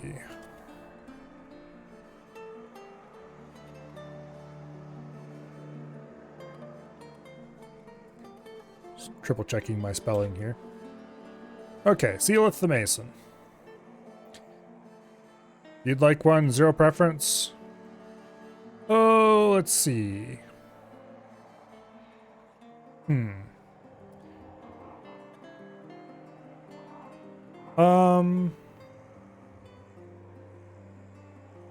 Make him the doctor? Yeah, that's a good option. The doctor is either going to be very important or not very important. We'll see. Hopefully the farmer, actually. Yeah, there you go. And you know what, Theolith, I'm going to make you the woodcutter. He's also our fisherman, so I guess that could kind of be explory-like. Not Sealith. Survey. Did I say survey? I think I said survey. Did I say... whatever.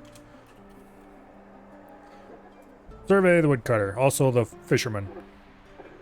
Which is going to be... possibly a dangerous job, actually.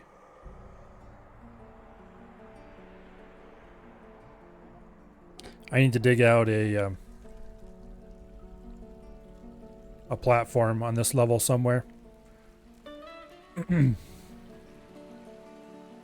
Okay, so that leaves only the poor farmer and the second miner unnamed, but oh well. Oh, plans for the fisherman setup. I should go ahead and designate this while I'm thinking about it. Okay.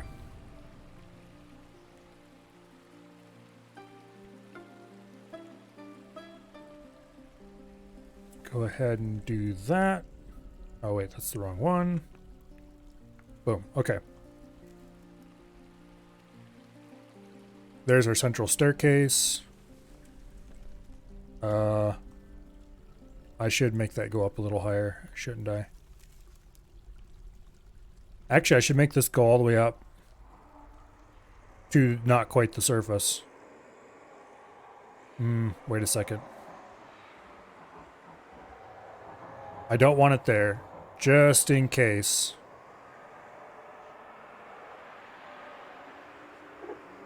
Okay.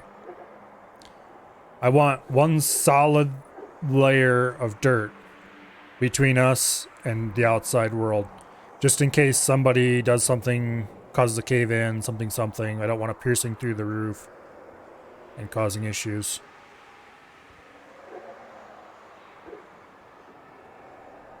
Okay.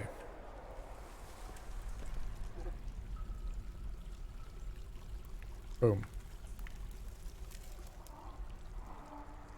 Okay, mining level. Now, not mining level, fishing level. This is moderately risky to do this way.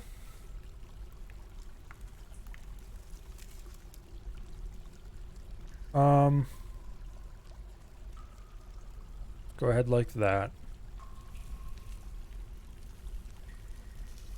So I'm going to actually put in another set of emergency access passageway thingies here. So I can seal this. I'll be able to seal it here with a hatch cover. But I don't want to trust the entire fort's survival to a single hatch cover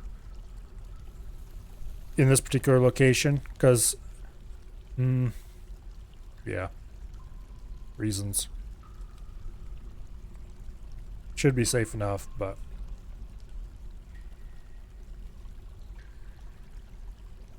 additionally,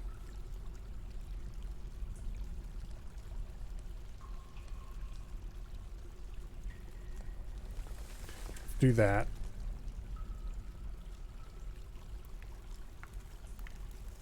I might change this up a little bit. I might change that up a lot. Okay. Got a single stair there. I kind of want to make the fishing area be its own thing out here. How do I want to do this exactly? I'd like to have the farmers, the fishermen, all that in their own little mini fort out here, kind of. So this will be the emergency access gap. We'll do like that.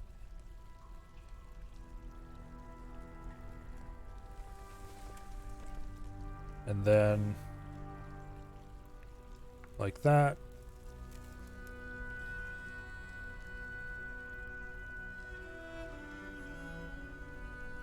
Yeah.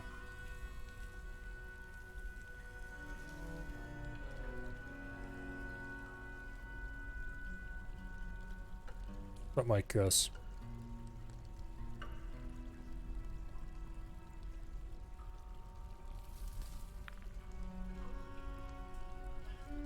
Basically the same thing as we had. Wait, this is wrong.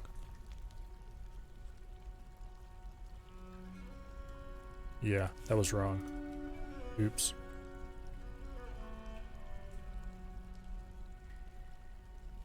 Okay.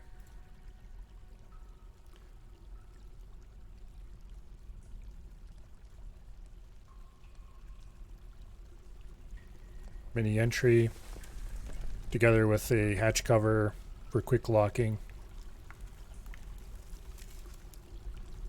Proper, what do I call it's there for emergency.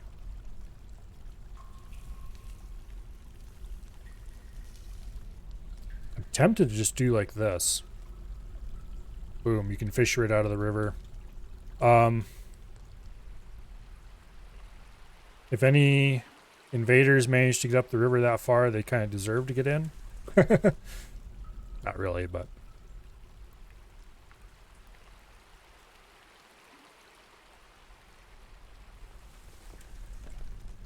okay. Let's cut that down to a single tile, and then we can do things like put in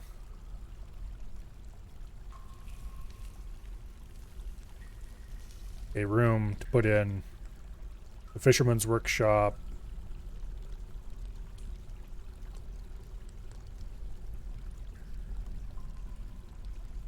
Yeah, that's probably fine actually. Except like that. And if I set it back in the wall 1, then we can do like this and make it look a little cooler maybe. Or better yet, there. Okay. Additionally, that'd be super risky if I did that though. Okay, you know what? I'm gonna do this a little differently. I'm going to put in a stair there and a stair there. This will be a mini airlock, basically.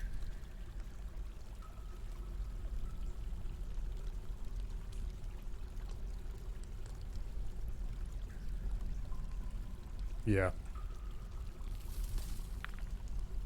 Delete that.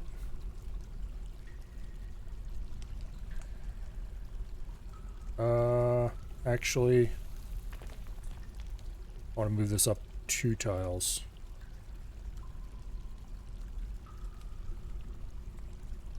There we go. Fishing area. Upstairs, downstairs, into... Ooh, wait, I have a better idea. We don't need to have this be quite like that. So this will be a ramp. Proper ramp, go down the stairs into here. The stair will be lockable, have a lockable hatch cover on it. I could do...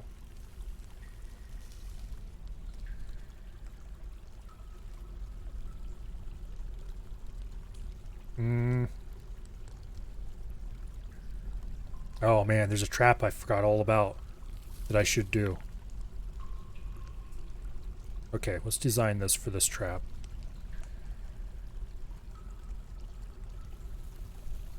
Okay, so we're gonna have a special kind of automated trap here.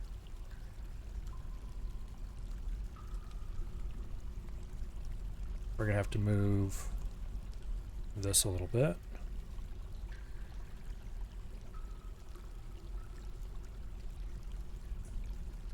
Okay.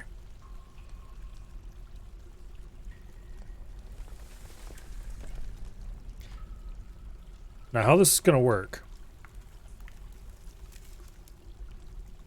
It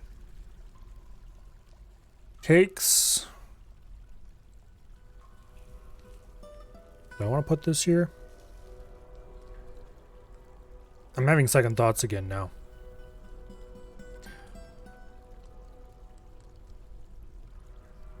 There's a specific way you can set up a system that most enemies can't cross it.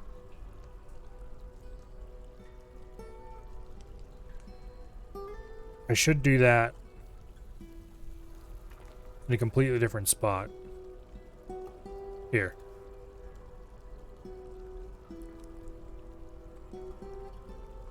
Okay. So what I want to do is channel out 2 tiles there. And then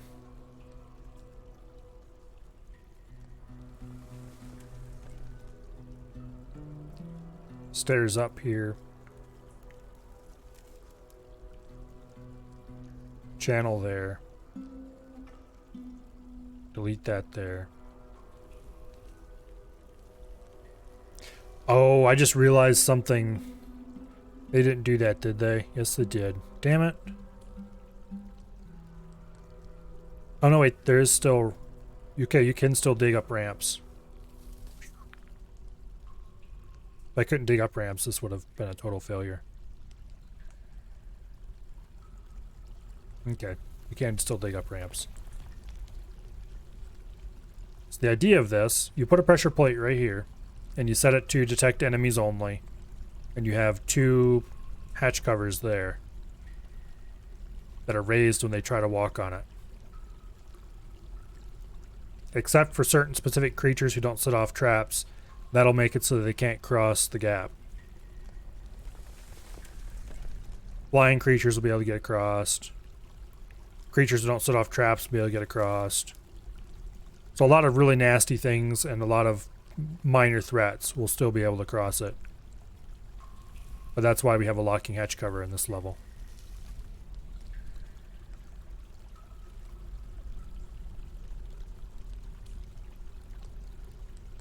Yeah, okay. Additionally, below this level, we could dig down one more level and let water in, but there's no reason to do that. Okay. As long as we remove the ramps down here, we'll be fine.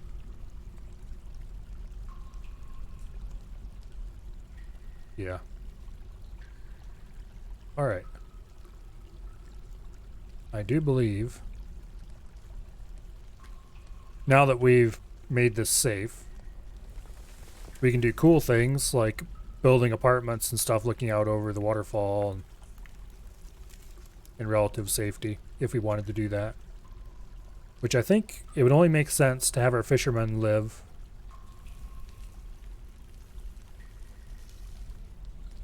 just off the waterfall like that.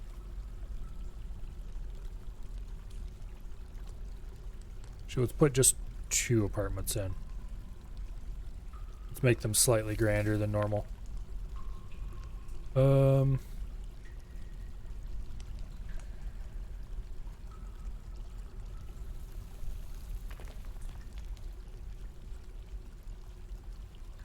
Like that, maybe? No, that's ugly. That's better.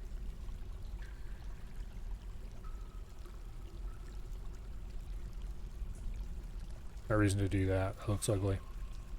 Okay. Then we can... That's actually too low. No, I don't want to do that at all. 1 level up, maybe. Oh, well, the problem is if I dig this out and put windows in there, it would provide an ingress point for building destroyers. We'll worry about that later.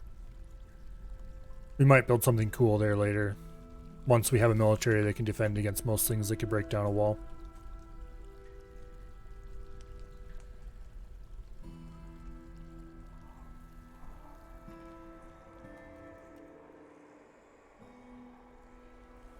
Okay, so I do believe it is probably time to get started on digging this.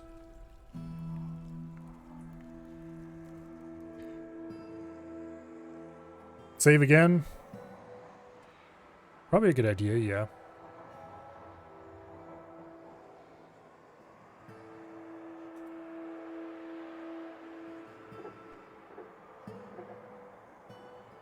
Now we can actually start playing the game. We have not progressed a single day since I started stream 2 hours ago.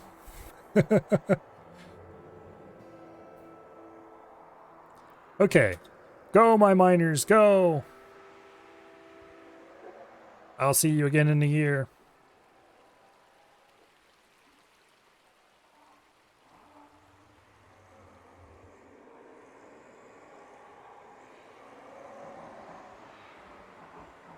Okay. Meanwhile, let's order... do I need any trees or anything cut down? Not really. I just kind of need this stuff to get... Oh. I probably should order this to be a higher priority. The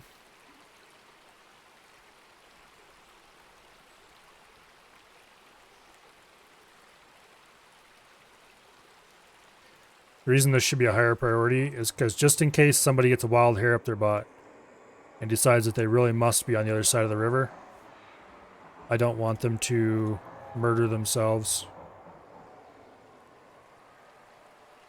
by trying to cross here at the edge. Because you can see the edge. Occasionally it flashes down to just some 2s and some 1s. They could path across that. And if they did, they would immediately get swept off the edge and would die rather horribly.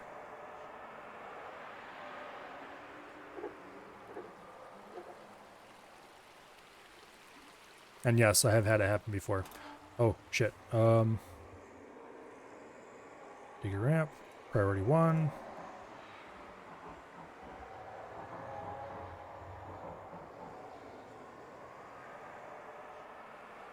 Okay.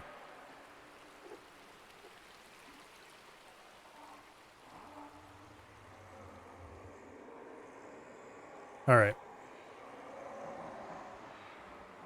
Now there's a safe crossing. Nice. Okay. Eventually I'll build grates out here to catch anything that gets swept over, but that's like these sturgeon that are about to go over the edge.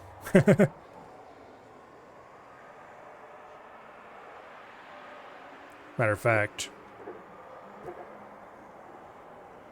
go ahead and set these to priority 3. And let's go ahead. I wasn't going to cut down this tree because I was like, I don't need to. No, we do need to.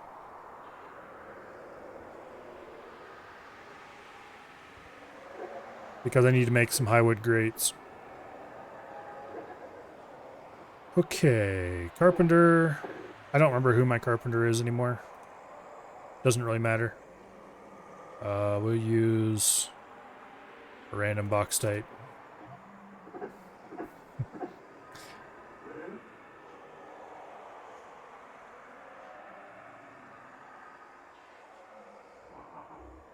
Okay, so we need 4 wooden grates.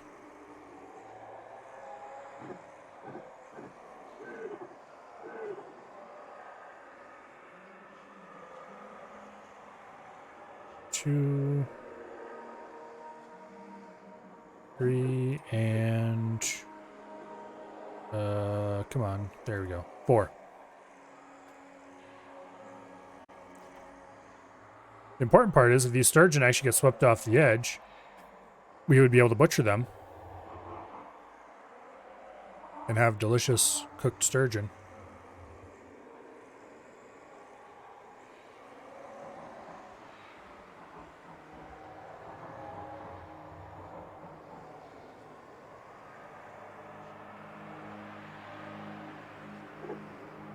Okay, 2 highwood grates are made. Also, I should order to make a set of highwood blocks because I have a use for those as well. Blocks. It's in the B section. There they go.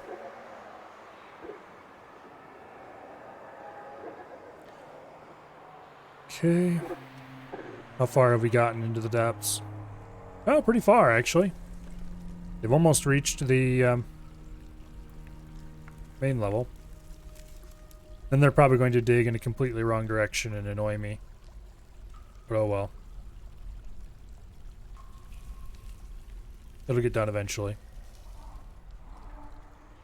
Okay, so that is done. And indeed, Sealith is over here wandering around on the opposite side of the river, so it's a good thing we dug that tunnel when we did. Okay. Construction. Floor grate. Plywood grate. Construction. Floor grate. Keep building after placement. Thank you. No access. Oh, we need to wait for... I see. We need to wait for the first one to be placed. Actually, wait. I do have access to... floor grate. Plywood grate. There we go.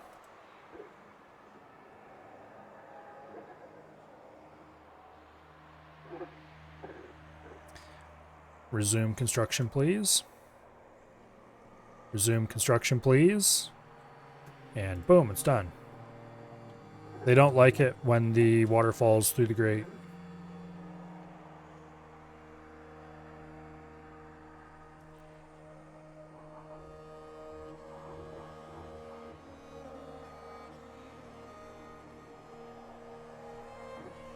There we go. We're going to get a lot of construction suspended warnings. Resume. Resume. Stop being such a wuss and just build the damn thing. Okay, that one's built. Construction. Man, I miss Sound Sense so much.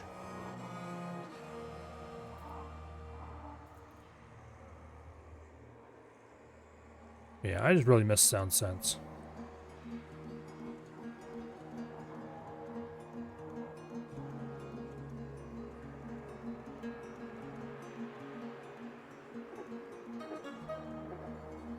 So we should go ahead and do this part too.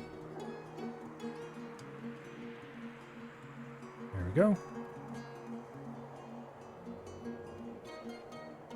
This is a little bit of a safety net, just in case. This is a safety net already, but this is more of a safety net.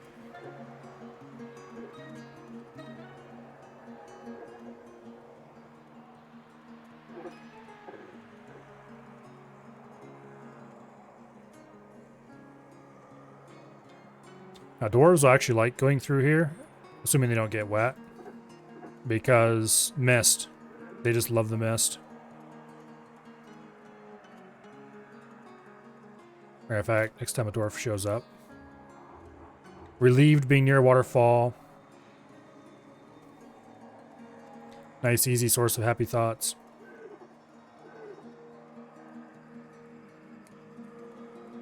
I might put like a tavern out past the waterfall and make as many dwarves as possible to walk past it at some point. Just finish it. While they appear to not be... okay, there we go, finally.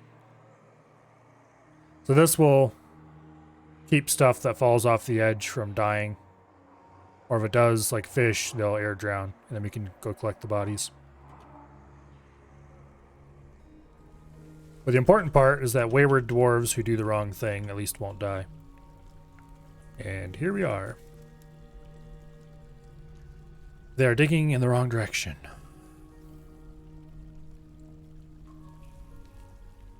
I don't care enough to try to make him stop. We're definitely going to have a set of legendary miners by the time this is done.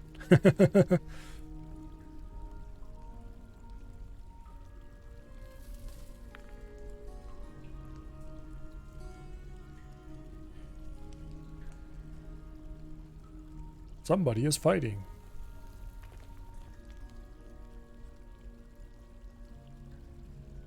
Cancels a whole bunch of stuff. And a whole bunch of you have struck random minerals. Yeah, so you can kind of... These ramps are all going to get removed later. Once the access tunnels are dug. Which I just realized... Okay, this one doesn't get access tunnels. Not in the same way. Here. There.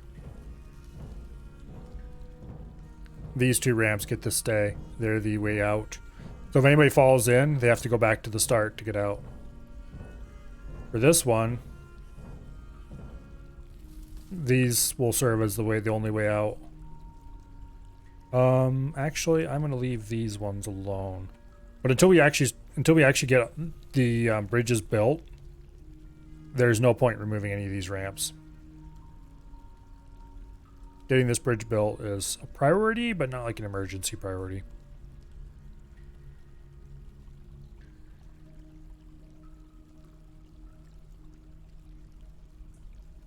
Yeah.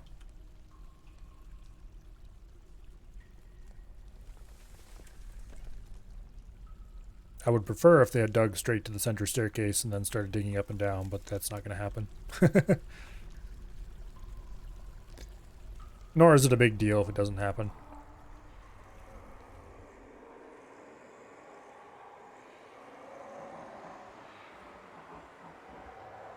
Thought I saw a different creature in there. Oh.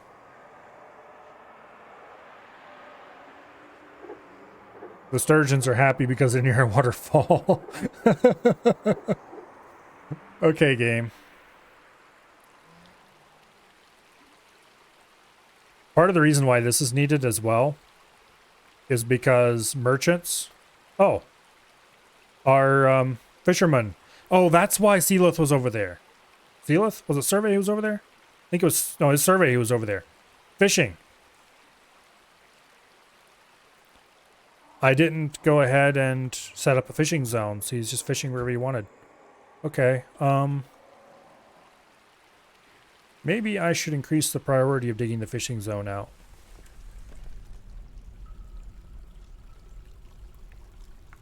I can't remember if there's a way to set priority without changing the shape.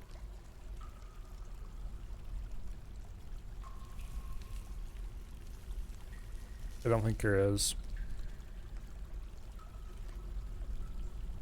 Anyway, survey was fishing, exactly what he's supposed to be doing, except I'm not really prepared for it.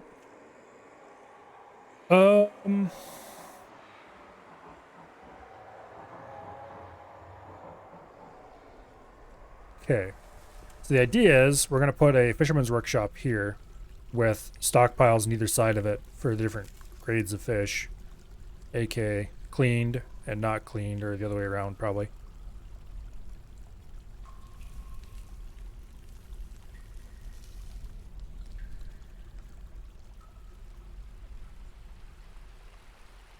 Also, is that a giant... That's just a green tree frog. What is he doing in the river? Where'd the giant otters go? No, my giant otters. They must have left. Oh well, with any luck, we'll get giant otters later. I'd like to set up some traps to catch things like the giant otters as they go by. But we'll worry about that later. Yeah, currently we have happy sturgeon.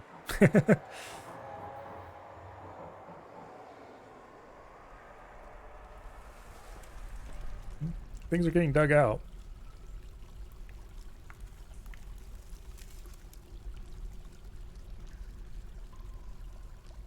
I should probably go ahead and get... Okay. Let's change priorities a little bit, because I do want... Let's give it a priority 3. Because I would really like to have a the fishing area dug out.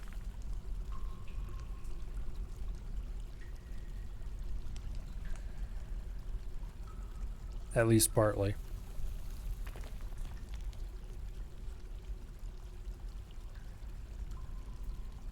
Okay.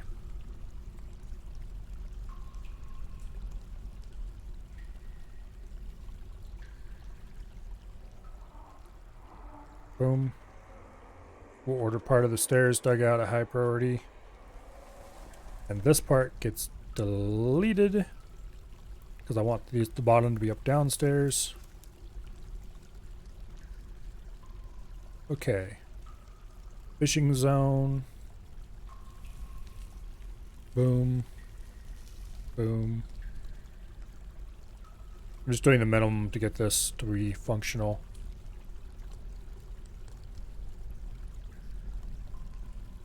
Okay. Channel.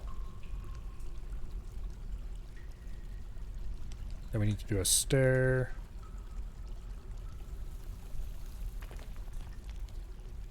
Okay, now this part we're actually going to dig out completely.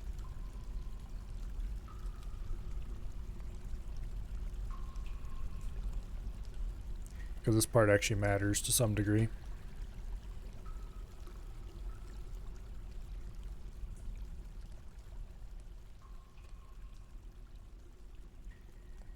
Let me dig this out. Stair. Channel. And then normal dig. I should set hotkeys.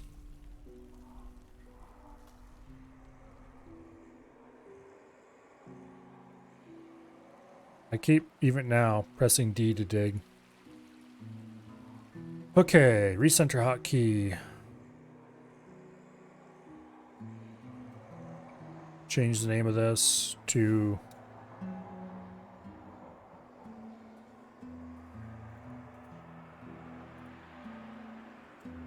surface. And then normally I have F2 is the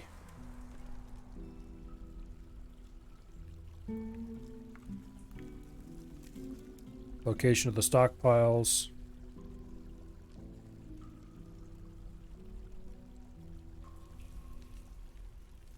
Okay.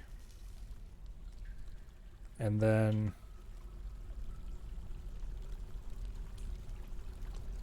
we'll do F3 as the entry. That is mangled.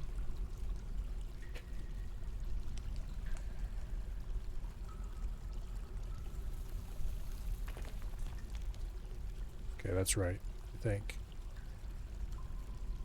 And F4 can be fishing.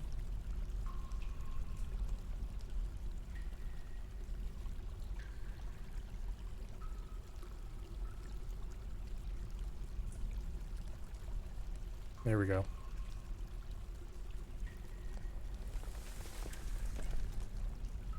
There we go.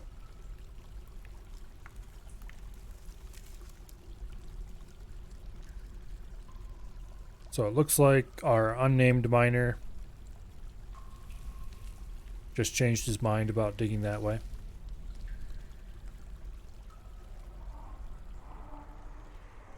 I need to be careful here because I don't want to run out of food.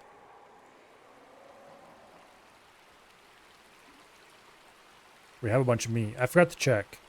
Did the meat actually come in separate barrels for each one?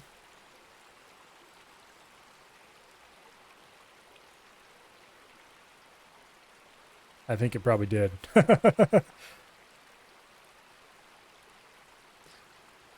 Or at least... yeah. Single barrel per piece of meat.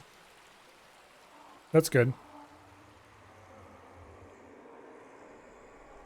Looks like the stairs are being dug out now.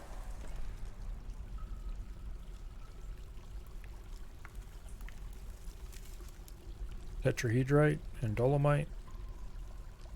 I wish it showed those blocks. It used to show them, but now it doesn't. You can still see them if you hover over it, but it doesn't draw them, which is a little weird. Anyway, here we are at the fishing level. This level up here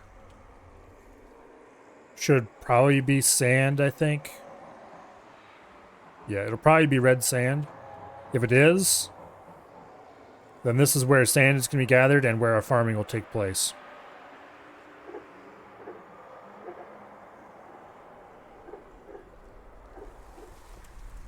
But anyway, right now Dread is mining hard for the fishermen.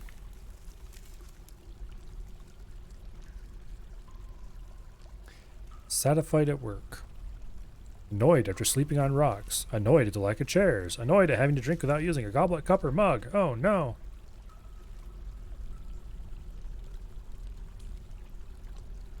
Expert miner. That's nice.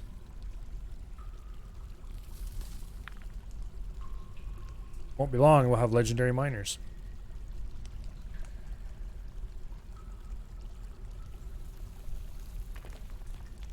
Okay. So, I'm going to go ahead and build a temporary workshop in here. Specifically, we're going to build a mason's workshop, if I can find it in a list here. Stoneworker, I guess what they call it now. Yeah, we'll go ahead and build that there. And use just some random nearby limestone. I think... is Sealith our mason? Well, Survey is doing the building. Maybe Survey is the mason.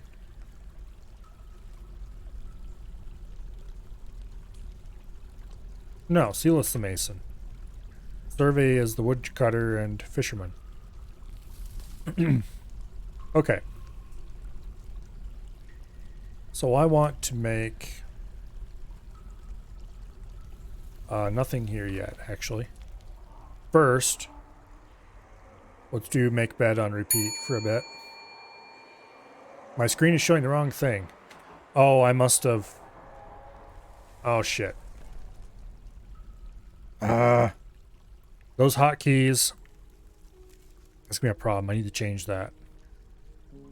The same hotkeys Dwarf Fortress uses to zoom to a location are the same ones that I use in OBS to change between sub scenes or whatever I want to call them.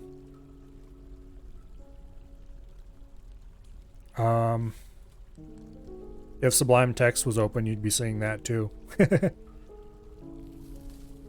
it, I have to change those settings. Give me a second here. Hotkeys. DF. Clear those settings. Clear that. Apply. Okay. Yep, that'll work. That's annoying as heck. Do you have another highwood tree around here that'll be easy to cut down? Because I would like more highwood beds. Preferably one that's not right on the edge of... Okay, there's a nice highwood. We'll chop down the mega highwood.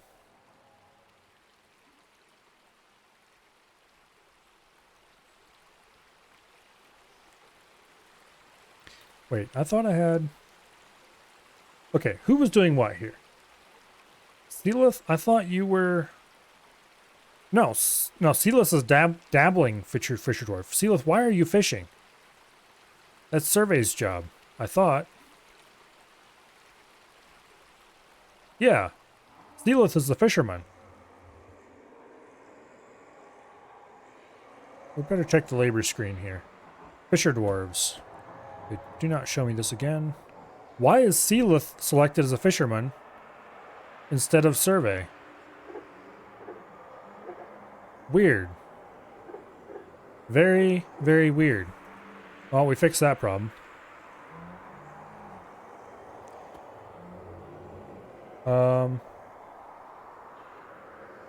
Yeah.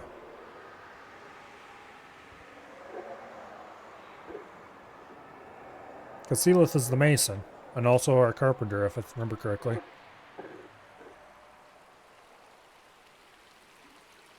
Although I guess... Yeah.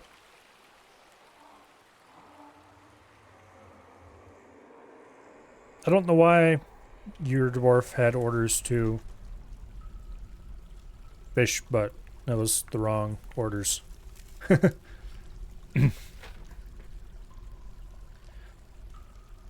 Okay, so the fisher area is almost dug out.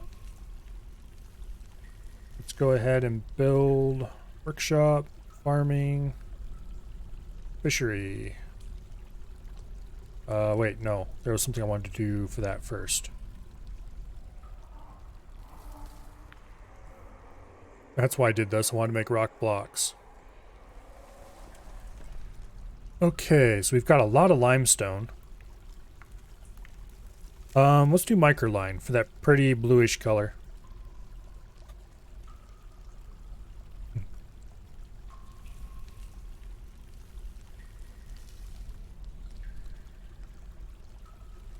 I need to assign...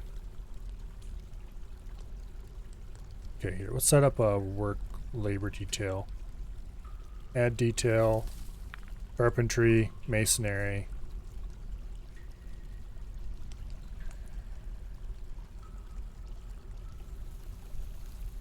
Just that for now, I think.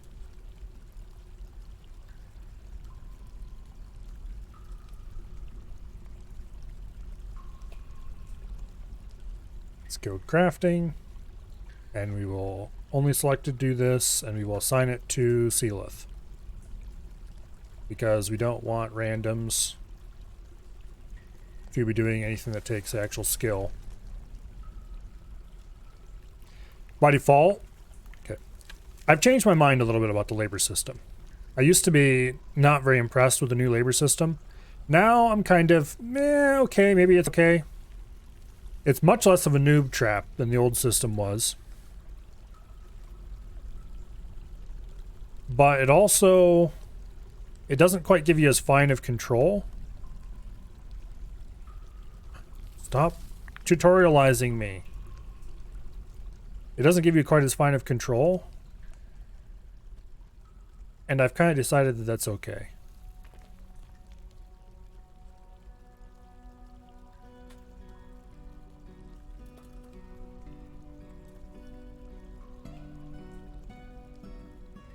because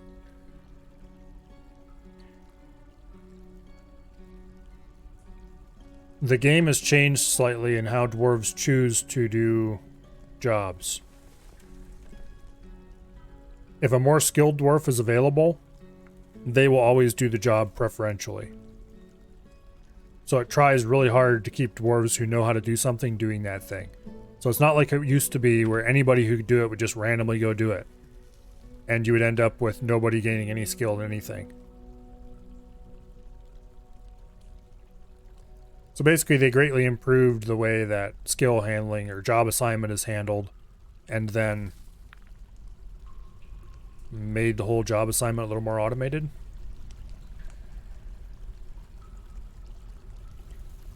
It's still not perfect, but I like it better than I thought I was going to. Or better than I did at first, I should say. Okay, microline block. Hello, Azure. How am I doing? Pretty good. Pretty good indeed.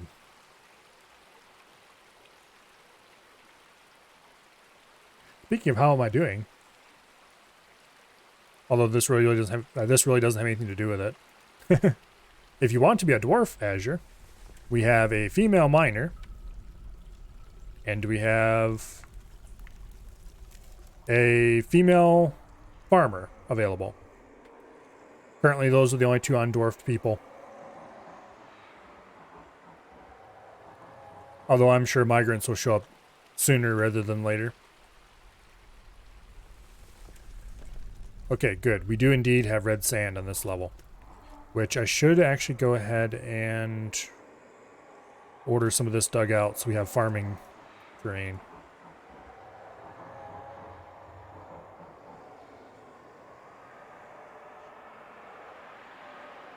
This is honestly going to be way more farming area than we are ever going to need.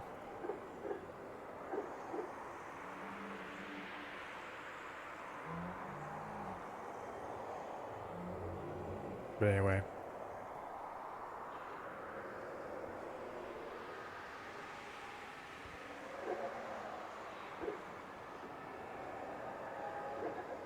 Nice.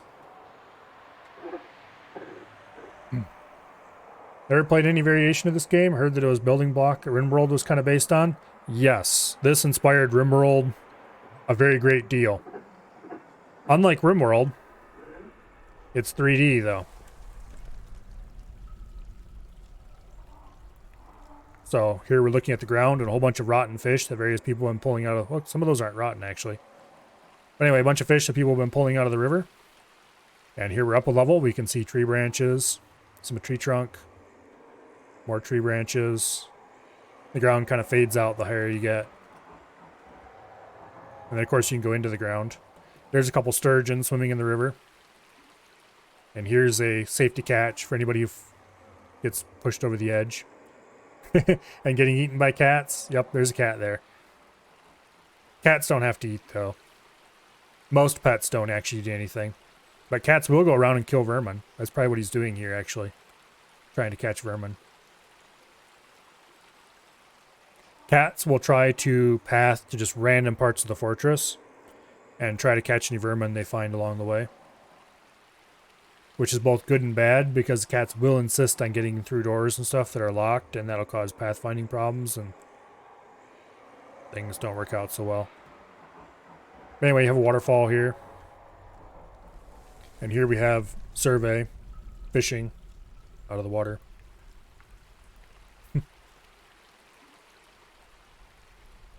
It used to be this was all ASCII graphics. So like you didn't actually have graphics, you just had, well, various letters and symbols. Swarm of mosquitoes. Go away, please.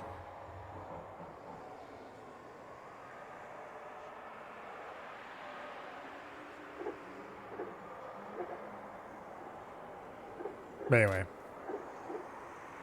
Set up storage for the fishery.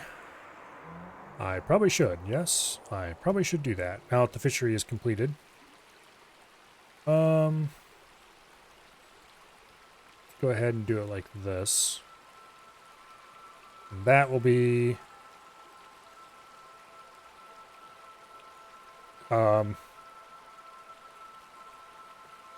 whole fish, custom, food, unprepared fish, all. Barrels, none. Done. And then we do a second new stockpile. Boom. This will be cleaned fish, custom, food, fish, all. Okay. Barrels, none. Perfect.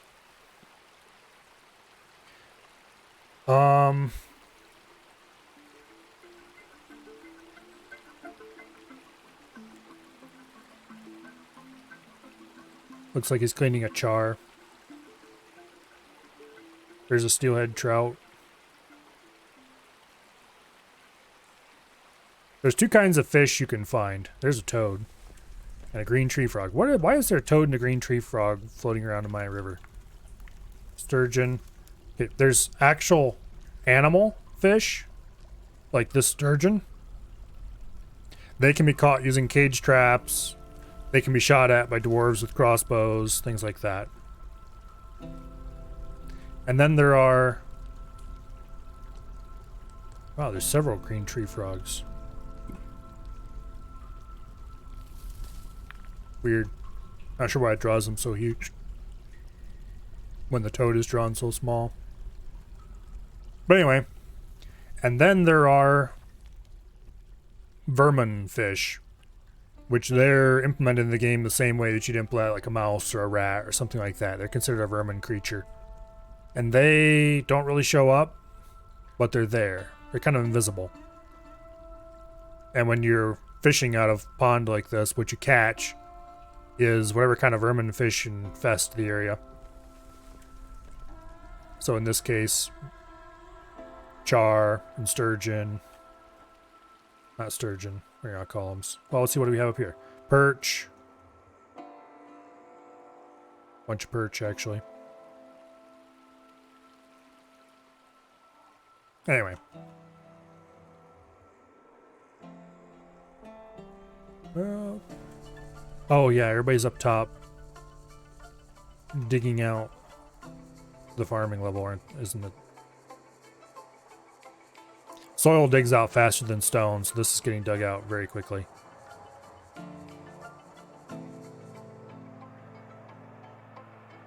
Once they've finished up some of these, I should probably go ahead and put in a couple farm plots.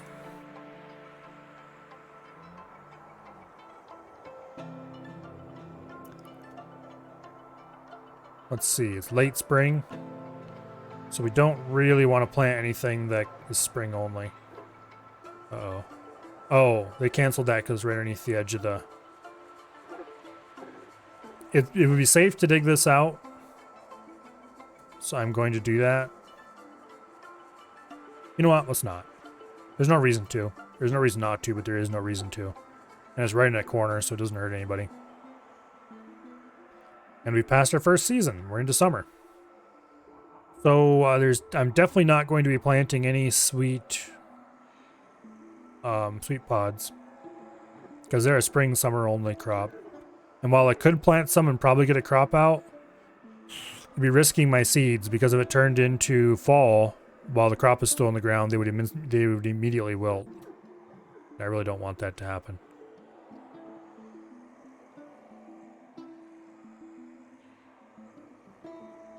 Anyway. Here's our unnamed farmer. And the cats. I will, however, order plump helmets to be grown all year round. Actually, no. Sweet pods in the spring. Plump helmets in the summer. Go to order cave wheat or pigtails to be grown. You know what? Screw it. We'll grow pigtails in the summer. And then we'll order plump helmets in the autumn. And in the winter. So we'll get a pigtail crop in.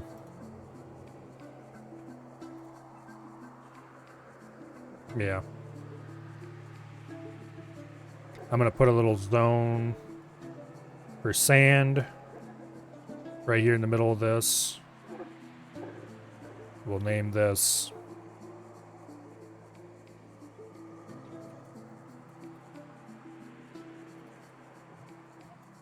farming level sand.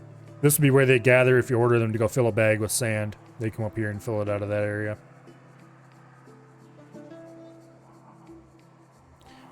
Additionally, I should put in a stockpile. You know what? Let's do it in this corner. That's a fine place for a stockpile. Accept, custom, food, seeds, all. There's no reason to have above ground seeds in here, but there's no easy way to separate the two without going through and picking out things individually. And I'm feeling lazy, so we're not going to do that. Set it to no barrels. Particularly for a seed stockpile, you don't want any barrels. And we'll name it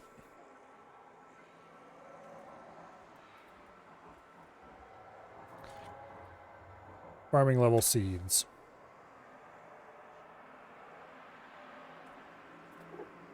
There. Yeah, we got plenty of food between the meat and the fish. Drink is still high enough. Which reminds me,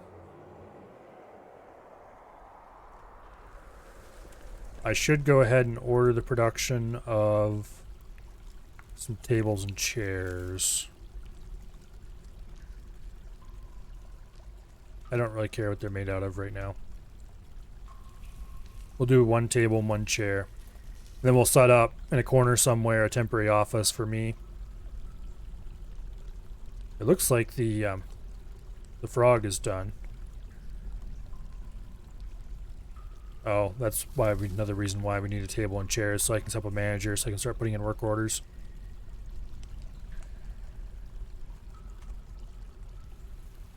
Looks like the fishery's doing okay.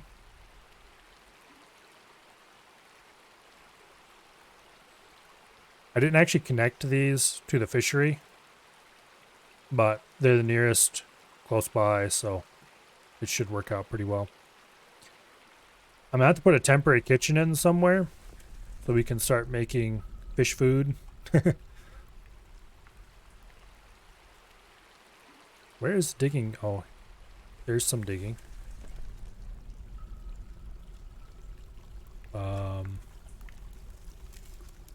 Where's the other miner? They're probably taking a break. Oh. That sturgeon drowned. Or otherwise died. Yeah, there's no combat log or anything, so it probably just air drowned. I wonder if I can order it dumped. Go ahead and put in a garbage dump here. Temporary. This is going to be quite dangerous.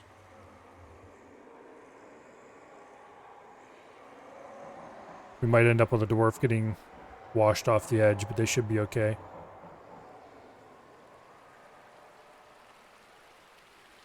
Wish there was a way to set this to top priority.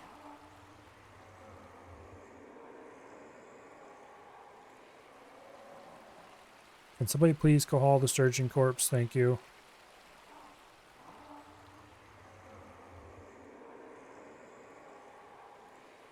Dead sturgeon, it needs to be hauled. Please. Occasionally the water gets shallow enough you can step in there. Yeah, the fish air drowned, to be clear. They couldn't get enough water over it. If I really want to get that out of there, I might have to do some pumping shenanigans or something to get at it. So likely it's going to rot before I get to it.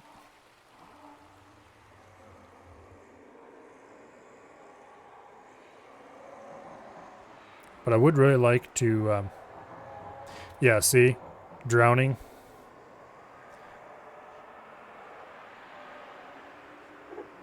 Because the water's too shallow there. This one's probably going to die soon as well.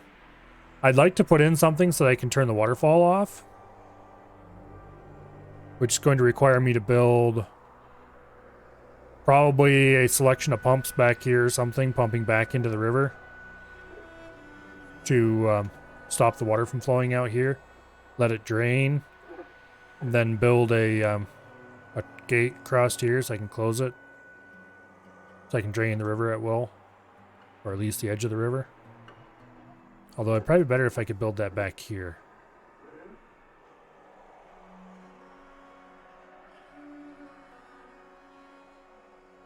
Yeah, they're not gonna get that sturgeon. Lazy, lazy. Oh, he's going to get log. I see. What is everybody doing? Dig channel, fish, make bed, prepare raw fish, store item in stockpile, and sleep. Well, I clearly know what's best in life.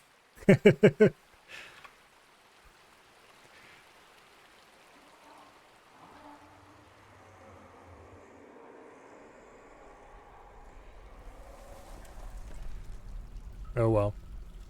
How much skill does Dread have with mining right now? Great miner. Okay.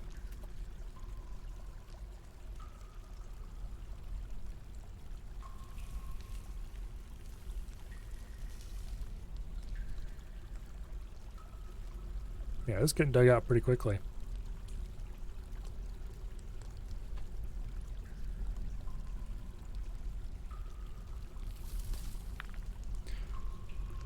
Drink is still good. Food's still growing perfectly fine. Everybody's pretty happy. In fact, everybody seems to be pretty delighted. Happiness has gone up since everybody's arrived. Let's see. Satisfied at work. Forked inebriation. Annoyed because he had to drink and eat and sleep without a proper bed and all that fun stuff. But very happy about working. Let's see. Where is me? I am very happy. New romance. What? Okay.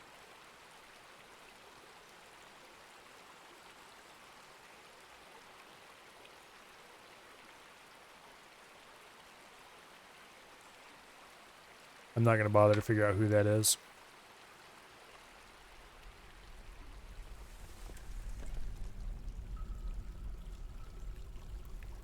I need to start building a set of temporary beds, though, somewhere, with a equally temporary dining room. Oh, let's see.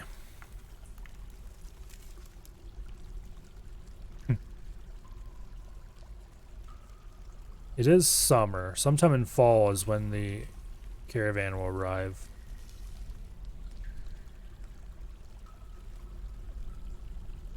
Oh.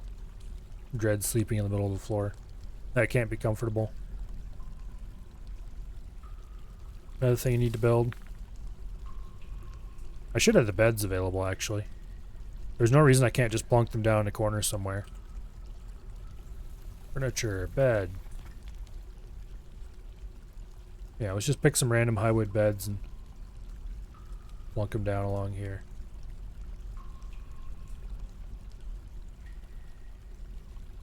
Six beds should be fine. Then we do dormitory. Boom. Sept. There we go. Once those are installed, everybody can sleep on something that's not the floor.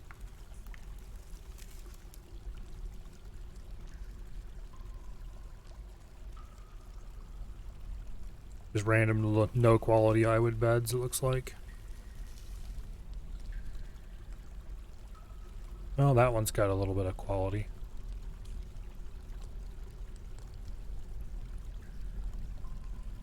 Beds fit for a peasant.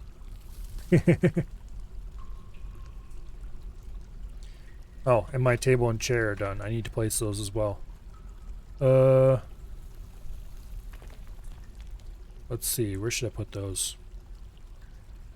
I'm gonna build my office here in this corner.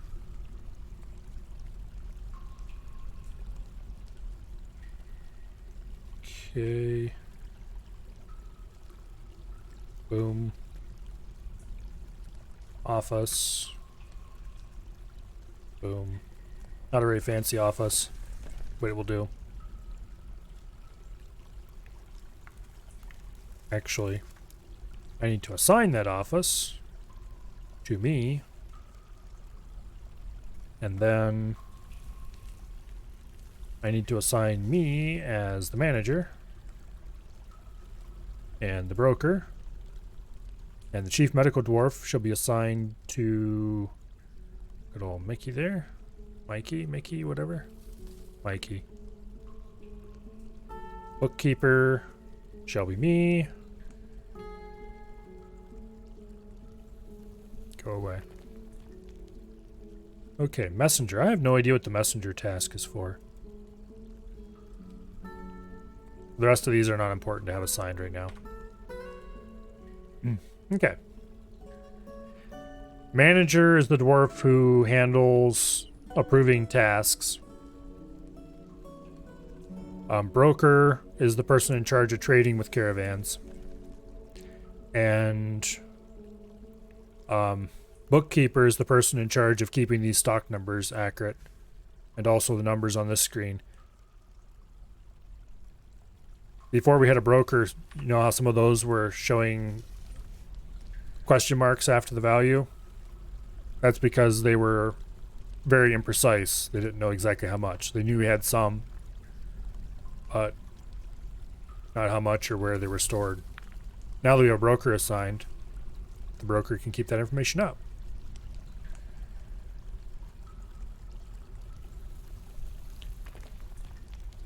All right. Oh. That's why I wanted to have a, okay, here. Work order. Let's make rock grate. Change the number to 12 rock grates. And change the material to microline, because I like the look of it. Yeah, that'll stand out nicely against the floor.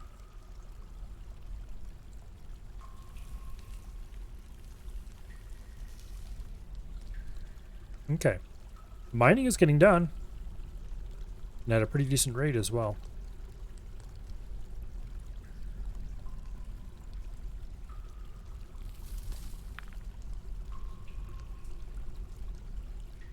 Looks like Dread is working his way toward the seesaw on the inner ring here. And Mr. Unnamed was just mining over here.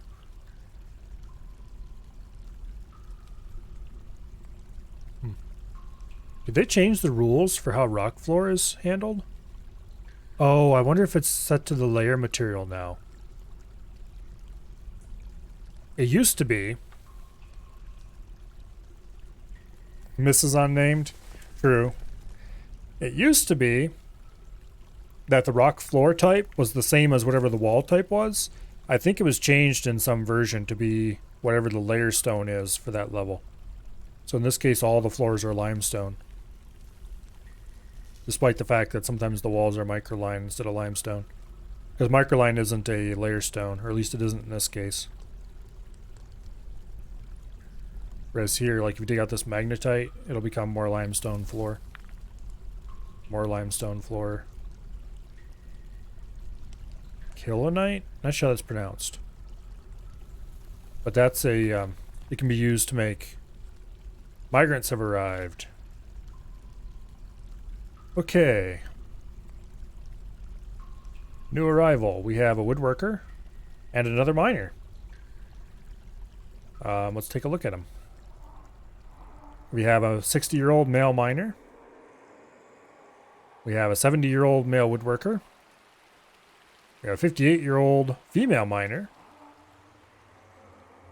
A 51-year-old male soap maker. And a 65-year-old male carpenter.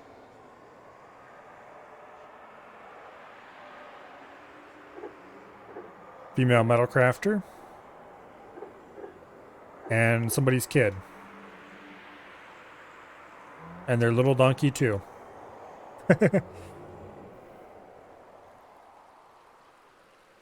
14 pop. Now donkeys, unfortunately, are one of the animals that do need to eat. Basically, if an animal needs to eat, it needs to eat grass. So let's go ahead and place a pasture. Hey, Rushy. Okay,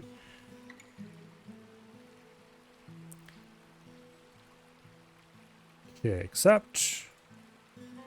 Let's go ahead and call this goblin food.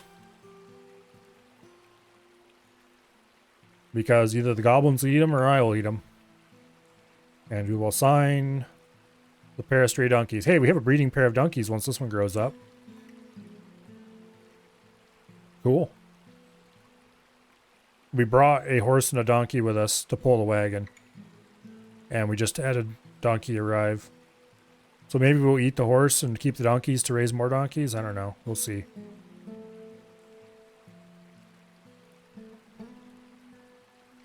Am I winning? So far.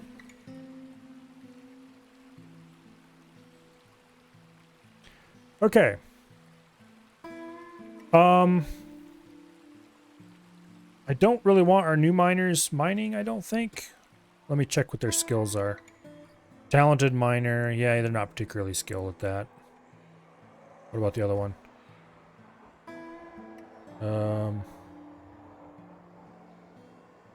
Novice miner. Yeah. Hell no, you're not mining. Okay, the metal crafter. What do you have in skills? Novice metal crafter. He's basically unskilled. Soap maker. Novice soap maker. Novice wax worker. None of those are useful. Are you just a bunch of worthless? Oh, this carpenter. Accomplished carpenter. Novice stone crafter. Okay, accomplished carpenter. Maybe I might use him for something.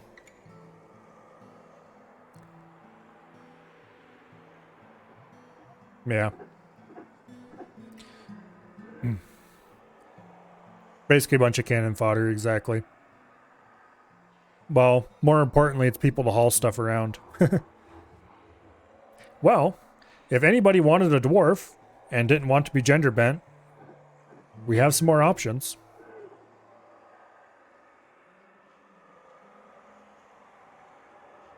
None of them are particularly skilled at anything, so they can kind of go in whatever direction.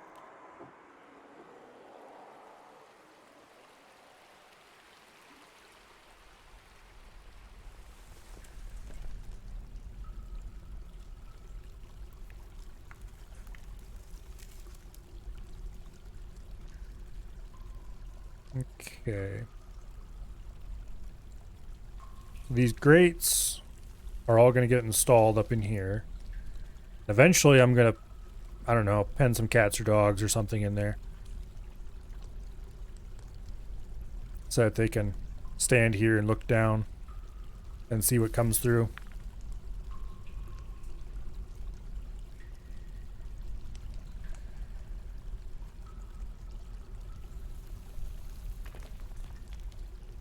This transition here is kind of weird.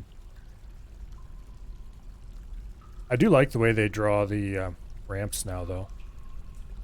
The clarity of having the ramp indicators on is nice, but I do like the way this looks. This is going to look so awesome once all the ramps are removed from the places that aren't supposed to have ramps. And everything gets smoothed. And then engraved.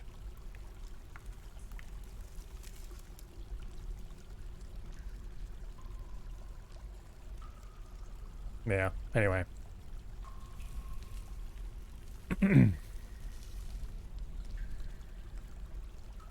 Migrants arrived. Just more stuff built. Drink is down a bit from where it once was. We're going to have to start worrying about... Why do we have withered pigtail? What are my farmers doing?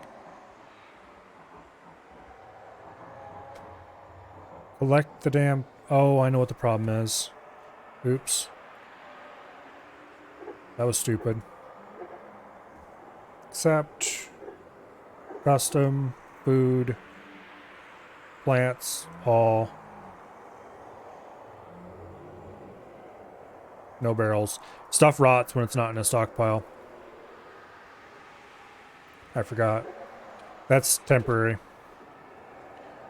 Please go collect those pigtails before they rot and we lose all our pigtail seeds. Also, I probably better put in a temporary farmer's workshop. Let's see. Farmer. Boom. We'll use a microline block because I have some of those left.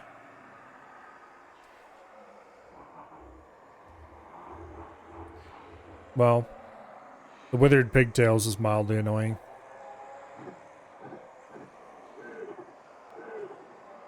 Oh well.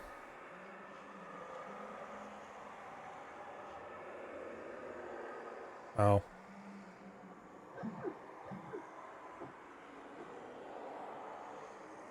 He looks a little tall to be a child, but apparently he's a child. Okay, add new task. Process plants. Continue forever. This should turn these pigtails into a combination of seeds and... Oh look, hamster remains. Cat's on the job.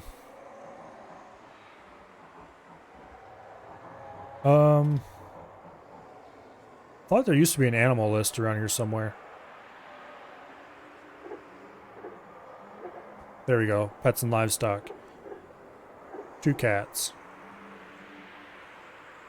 You can assign animals to be available as a pet,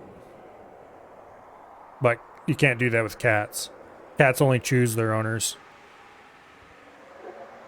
So if cat takes a liking to a specific dwarf, then that dwarf gets a pet cat. And if a dwarf likes cats, it greatly raises their chances that the cats will pick that dwarf, which is somewhat concerning, honestly. Because then you end up with tons and tons of pet cats, whether you want them or not.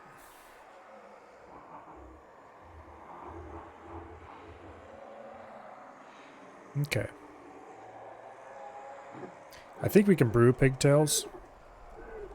But I don't remember. There's some alfalfa. Longland grass, but it's dead.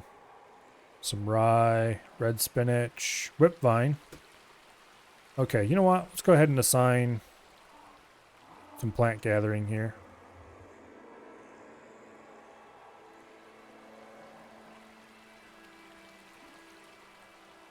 Boom.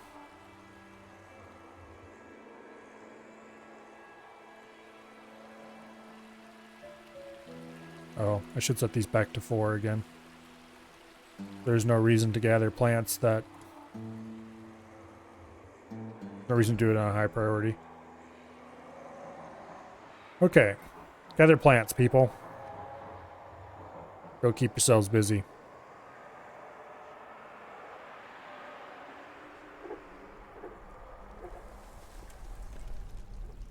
Stuff's getting pretty dug out. They have most of the animal freed. Got a bunch of nice looking gems around. Limonite. That's not a gem. It's an ore. Cassiterite. Cassiterite. Is that lead and tin? Or is it just lead? Tin, I mean. Yeah, it's just tin. The task on some of those plants are higher than the task for mining. Yes, and now that things are set up the way they are, that is actually a problem, isn't it? Screw it. We'll go fix it. Let's go set these to priority 5, all of them.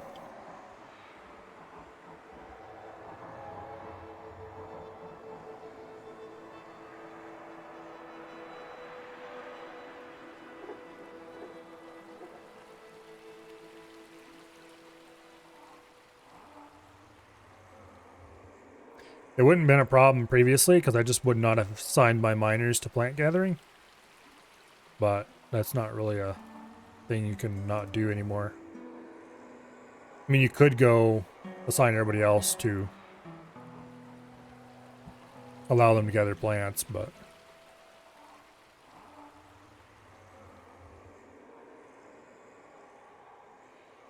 One slight drawback of the new labor system. Okay, I think we're good here.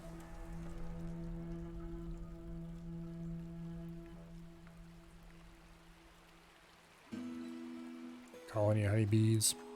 I should go ahead... Okay, we've got a way to cross over to this side. But I should build a bridge across here, too. Actually, you know what? Why don't I do that right now? Construction, bridge. We'll have it raised that way. This bridge is never actually going to get raised, mind you.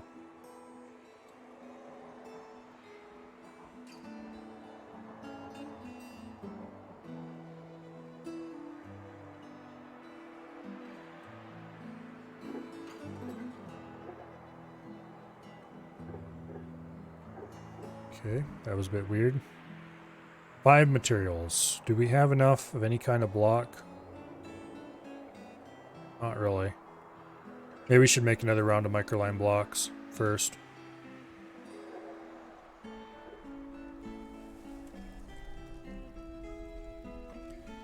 Make blocks out of microline, because I rather like microline. While we're at it, let's go ahead and build floor grates.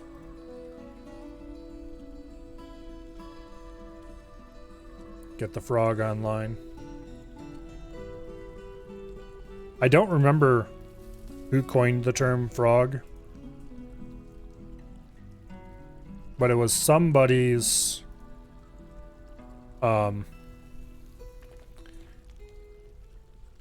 succession fort, I think it was.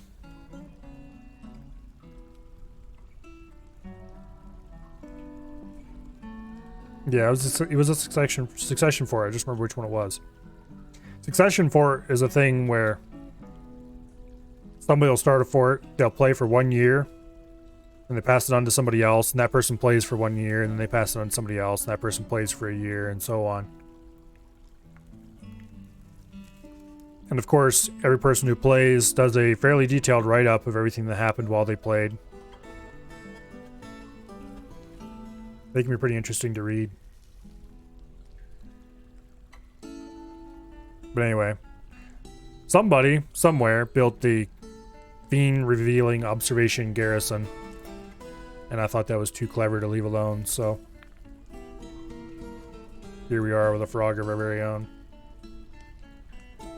Mine is slightly fancier than theirs was. Eventually we'll build a couple of ropes or chains there and tie up some animals. Buy some dogs or something and put them in there. Okay.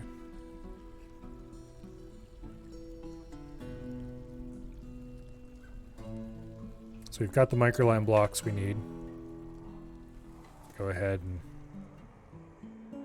build the bridge. Have it raised that way for no particular reason. There we go. That'll look fairly nice. People will be able to cross here and here. Although here they cross under the river and here they cross over it, because digging a long enough ramp to get underneath this river and then up the other side would be moderately annoying. Just a little bit. These levels should be paved. We'll worry about that later, though.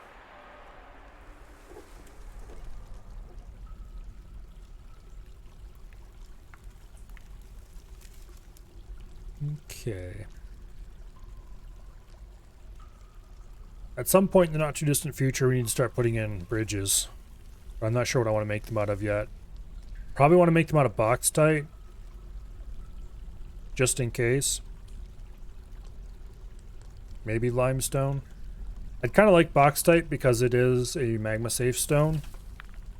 Here, actually, wait. Is it under stone use? Yeah, it tells us what is magma safe and what isn't. Calcite, cassiterite, dolomite, galena, hematite, kaolinite, magnetite, obsidian, platinum, adamantine, sphalerite. Those are economic stones. Other stones. We have allanite. Bauxite is indeed. Okay, magma safe. There's really not that much reason to make a magma safe other than just in case we ever run magma through there for some bizarre reason. It wouldn't melt the bridges. But I guess it's better to plan ahead just in case.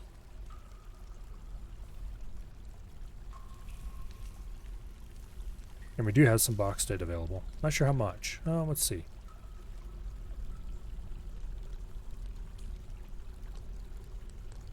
Let's do blocks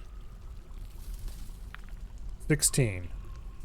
So that would be 64 blocks at like 4 blocks a bridge. Wouldn't get you very far. We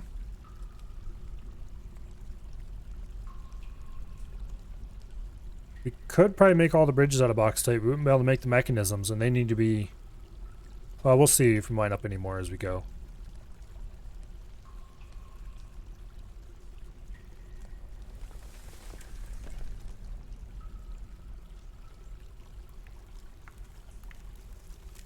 I do like the new stone colors.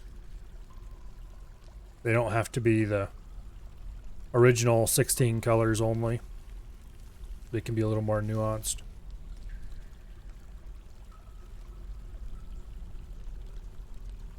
And the new ores are pretty too. Really, the graphics, the new graphics pack is pretty well done.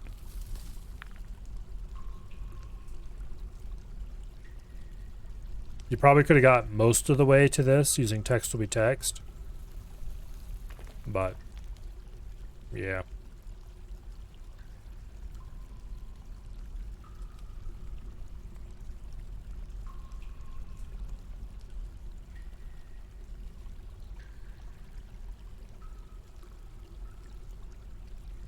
I think we need to start building the trade depot.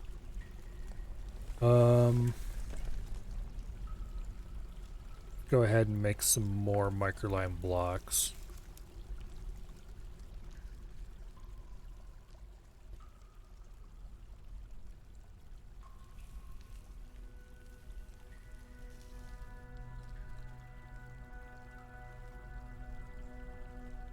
Okay. Microline. And you. Also microline. And then we'll make some more blocks out of bauxite. 3 sets? 3 sets is probably good. Wait, why am I doing this? I need to actually add task, make blocks. Bauxite. Add task, make blocks. And then make bauxite. Okay.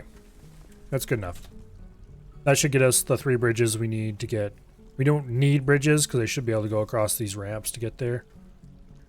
But I'd prefer to have bridges running there for now. Well, you need to start brewing. We are down to 33 drink.